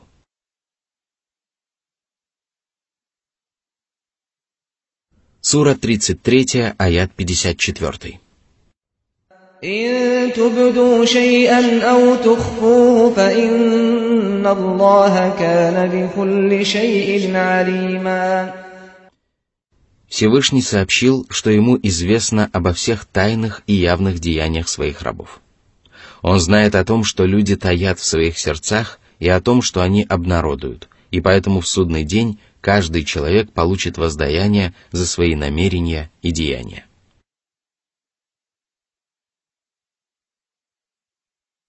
Сура 33, аят 55. لا جناح عليهن في آبائهن ولا أبنائهن ولا إخوانهن ولا أبناء إخوانهن ولا أبناء أخواتهن ولا نسائهن ولا ما ملكت أيمانهن واتقين الله إن الله كان على كل شيء شهيدا. Поскольку ранее Аллах повелел мужчинам обращаться к женам пророка за домашней утварью через завесу, в этом аяте Всевышний Аллах сделал исключение для близких родственников. Жены пророка не совершали греха, если открывали лицо перед своими отцами, сыновьями, братьями, сыновьями братьев, сыновьями сестер, женщинами и своими рабами. В этом аяте не упоминаются дяди со стороны отца и матери, однако женщины также имеют право открывать лицо перед ними. Объясняется это тем, что они имеют право открывать лицо перед своими племянниками, а следовательно, это дозволено и в отношении их дядей. Кроме того, в другом кораническом аяте Всевышний Аллах непосредственно упомянул о том, что женщины имеют право открывать лицо перед своими дядями со стороны отца и матери. Что касается женщин, то на первый взгляд кажется, что речь идет только о верующих женщинах. Однако существует мнение, что это относится к женщинам вообще, потому что женщины не обязаны закрывать лицо перед другими женщинами. А что касается рабов, то речь идет о рабах, целиком принадлежащих женщине. Затем Всевышний повелел женщинам всегда помнить об Аллахе и бояться Его, даже если они совершают поступок, который не запрещен мусульманским шариатом, ибо Аллах – свидетель всего сущего. Он видит явные и скрытые деяния своих рабов и слышит их речи, а затем воздаст каждому из них за его деяния самым совершенным образом. Затем Всевышний Аллах подчеркнул совершенство своего посланника и его превосходство над остальными творениями и сказал. Сура 33, аят 56. إن الله وملائكته يصلون على النبي يا أيها الذين آمنوا صلوا عليه وسلموا تسليما. Аллах любит своего посланника и поэтому славит его среди обитающих на небесах ангелов, которые также восхваляют святого посланника и молят Аллаха облагодетельствовать его. О правоверные, берите пример со своего Господа и благодарных ангелов. Благословляйте посланника Аллаха и приветствуйте его миром.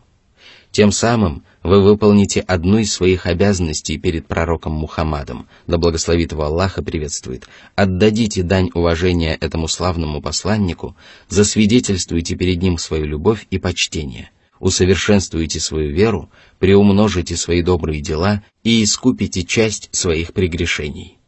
Пророк Мухаммад научил своих сподвижников тому, как они должны молиться за благословение пророка. Эта самая лучшая форма мольбы за его благословение гласит: «О Аллах, благослови Мухаммада и род Мухаммада, как ты благословил Ибрахима и род Ибрахима. Поистине, ты восхваляемый, славный. О Аллах, ниспошли благодать Мухаммаду и роду Мухаммада, как ты ниспослал благодать Ибрахиму и роду Ибрахима. Поистине, ты восхваляемый, славный». Мусульмане могут благословлять и приветствовать посланника Аллаха в любое время, и, по мнению многих мусульманских богословов, обязаны делать это во время намаза. Сура 33, аят 57. إن الذين يؤذون الله ورسوله لعنهم الله في الدنيا والآخرة وأعد لهم عذابا مهينا. После ниспослания повеления восхвалять, благословлять и приветствовать своего посланника, Всевышний Аллах запретил оскорблять и поносить его, и пригрозил покарать каждого, кто осмелится оскорбить посланника Аллаха словом или делом. Всевышний проклял каждого, кто злословит в адрес пророка Мухаммада, да благословит его Аллах и приветствует, пытается умалить его достоинство или оскорбляет его религию. Это проклятие означает, что Аллах лишил этих нечестивцев своей милости в земном мире и предписал правоверным казнить их. А в последней жизни Он уготовил для них мучительное наказание, которое будет справедливым возмездием за обиды и оскорбления, которые они нанесли посланнику Аллаха. Воистину, поносить посланника и поносить остальных людей не одно и то же. Ни один человек не уверует в Аллаха, пока не уверует в его посланника, и почтительное отношение к нему является обязанностью каждого правоверного мусульманина. Тем не менее, оскорбление и поношение верующих также является великим грехом. И поэтому далее Аллах сказал.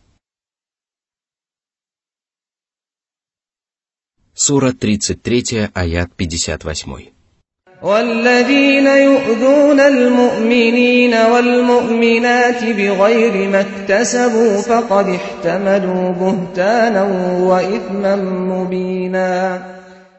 Честь мусульман неприкосновенна, а всякий, кто позволяет себе беспричинно оскорблять их, проявляет неуважение к повелению Аллаха и взваливает на свои плечи бремя навета и явного греха. Нечестивцы, которые оскорбляют мусульман, заслуживают порицания, величина которого зависит от степени веры и добропорядочности оскорбленных мусульман. Поэтому оскорбление праведных мусульманских ученых является более тяжким грехом, чем оскорбление простых мусульман, а поношение сподвижников пророка Мухаммада, да благословит его Аллах и приветствует, является гораздо более тяжким преступлением, чем поношение мусульман, пришедших после них. Сура 33, аят 59. يا أيها النبي قل لأزواجك وبناتك ونساء المؤمنين يدنين عليهن من جلابيبهن ذلك أدنى أن يعرفن فلا يؤذين وكان الله غفورا رحيما. Этот аят получил название аята о покрывале. Покрывалом называется накидка, платок или шаль, которую женщина надевает поверх верхней одежды для того, чтобы прикрыть голову и грудь. Аллах повелел своему пророку призвать верующих женщин закрывать головы и груди покрывалом и начать со своих жен и дочерей, потому что на них лежала большая ответственность, чем на остальных мусульманках. Человек, который призывает окружающих к добрым делам, всегда должен в первую очередь проповедовать добро среди своих родных и близких, потому что Всевышний сказал: «О те, которые уверовали, оберегайте себя и свои семьи от огня, растопкой которого будут люди и камни».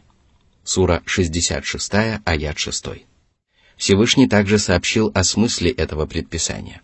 Если женщина не носит покрывала, то люди, сердца которых поражены недугом, могут принять их за блудниц и подвергнуть оскорблениям.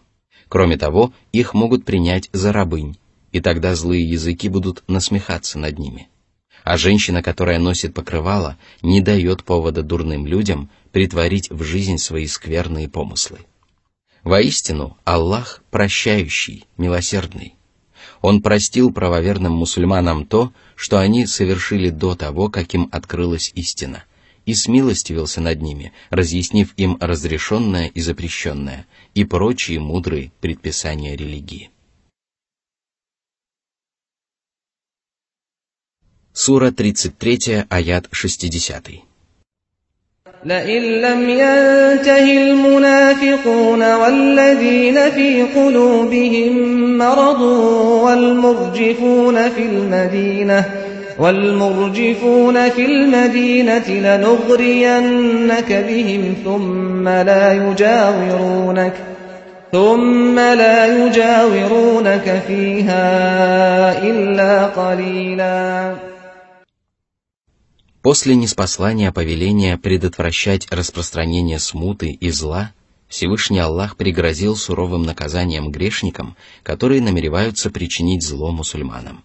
Это лицемеры и маловеры, чьи сердца терзают сомнения и переполняют низменные желания. Во времена пророка такие люди распространяли ложные слухи, пугали жителей Медины силой и многочисленностью врагов и разглагольствовали о слабости и малочисленности мусульман. Однако Аллах не упомянул о том, какие же слухи распространяли эти лицемеры и маловеры, из чего следует, что угроза Всевышнего относится ко всем, кто потакает своим низменным желаниям и поддается искушениям дьявола, оскорбляет ислам и его приверженцев, клевещет в адрес мусульман, пытается подорвать их могущество, обвиняет целомудренных верующих женщин в прелюбодеянии и совершает другие, подобного рода, скверные поступки. Аллах обещал, что если они не перестанут творить смуту на земле, то Он поможет своему посланнику одолеть их и велит ему подвергнуть их лютой каре. Грешники не смогут оказать сопротивление посланнику Аллаха, да благословит его Аллах и приветствует, ибо у них нет сил и укреплений, которые могли бы противостоять воле Аллаха. Воистину, их ожидает либо смерть, либо изгнание.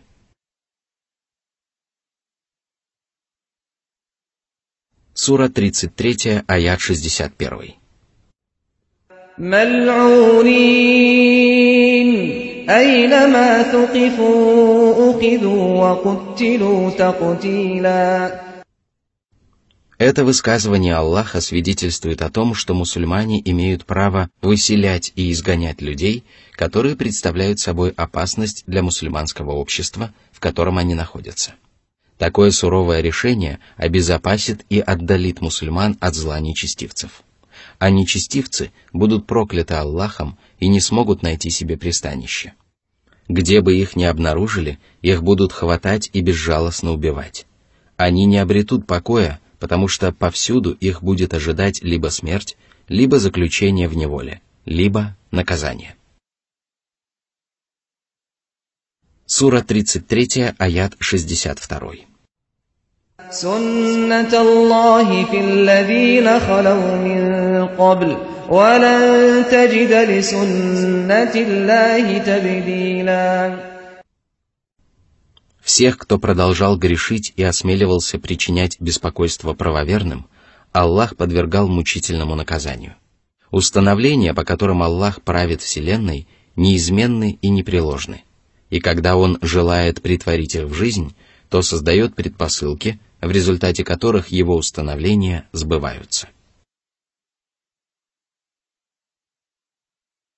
Сура 33, аят 63.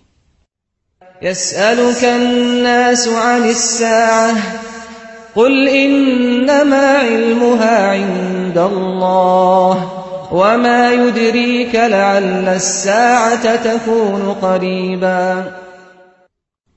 О Мухаммад! Неверующие просят тебя ускорить наступление судного дня.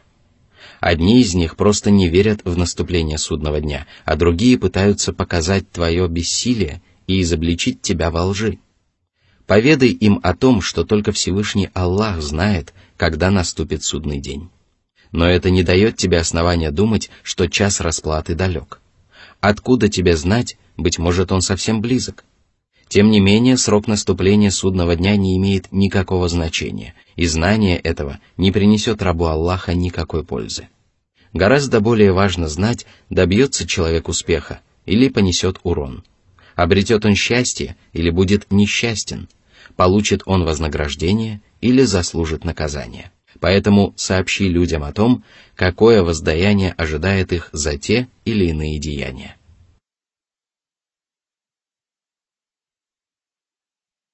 Сура 33, аяты 64-65. «Инна Аллаха ла'ана аль-кафирина ва а'адда лахум са'ира, халидина фиха абада, ла яджидуна валиян ва ла насира». Всевышний описал грешников и наказание, которого они будут удостоены в судный день.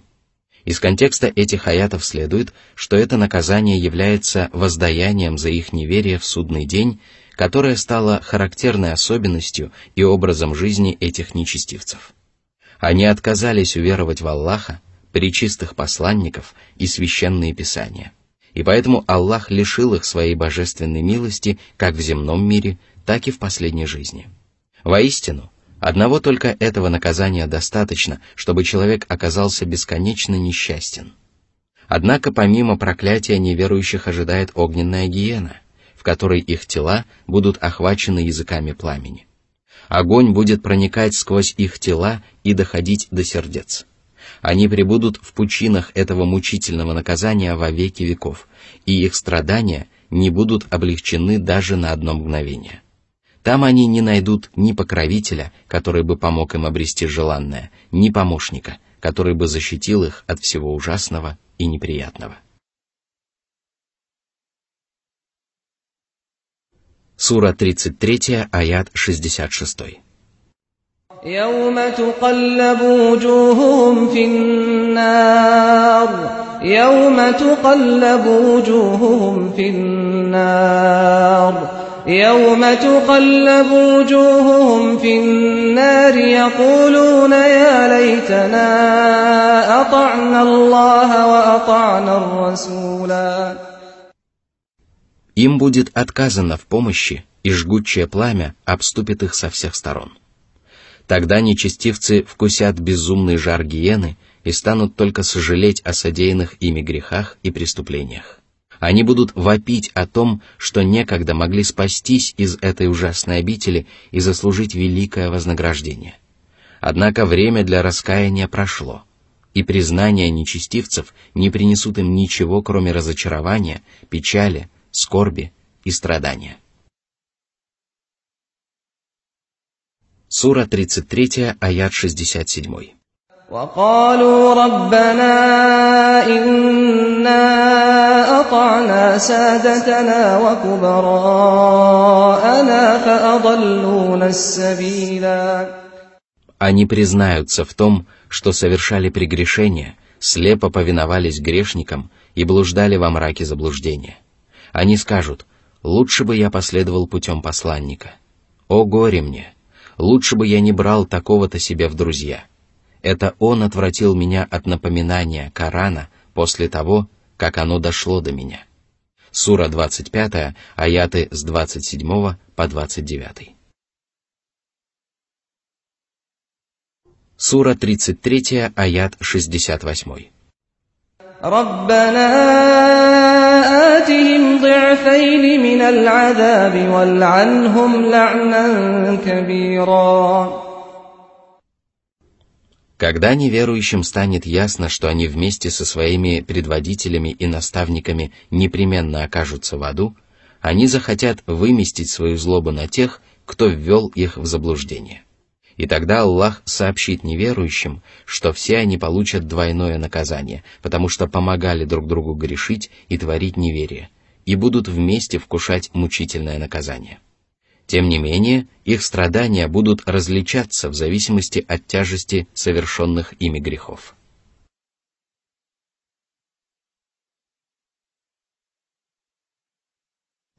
Сура 33, аят 69. يا أيها الذين آمنوا لا تكونوا كالذين آذوا موسى فبرأه الله مما قالوا وكان عند الله وجيها. Всевышний еще раз предостерег верующих от совершения неподобающих поступков и запретил им обижать пророка Мухаммада, своего благородного, доброго и милосердного посланника. Мусульмане должны почтительно и уважительно относиться к посланнику Аллаха и не походить на иудеев, которые обижали и оскорбляли славного пророка Мусу, сына Имрана. Всевышний оправдал пророка Мусу и дал понять иудеям, что Божьи избранники не заслуживают обвинений и оскорблений грешников. Пророк Муса был уважаем Аллахом и относился к самым почтенным посланникам и искренним рабам Всевышнего, но это не удержало невежественных иудеев от оскорбления Божьего избранника и неуважительного отношения к нему. Правоверные мусульмане должны помнить об этом и не походить на своих предшественников. Иудеи видели, как стыдлив и стеснителен их пророк и как тщательно он скрывает свое тело от посторонних взоров. Тогда они стали распространять слухи о том, что у пророка Мусы увеличены яички. Слухи об этом широко распространились, и Всевышний Аллах решил оправдать своего посланника. Когда Муса отправился купаться, то положил свою одежду на камень, а тот начал катиться и удаляться от него. Муса бросился вдогонку за камнем и обнаженный пробежал мимо сидящих иудеев. Они увидели, что их пророк здоров и прекрасно сложен, и перестали обижать его своими лживыми догадками.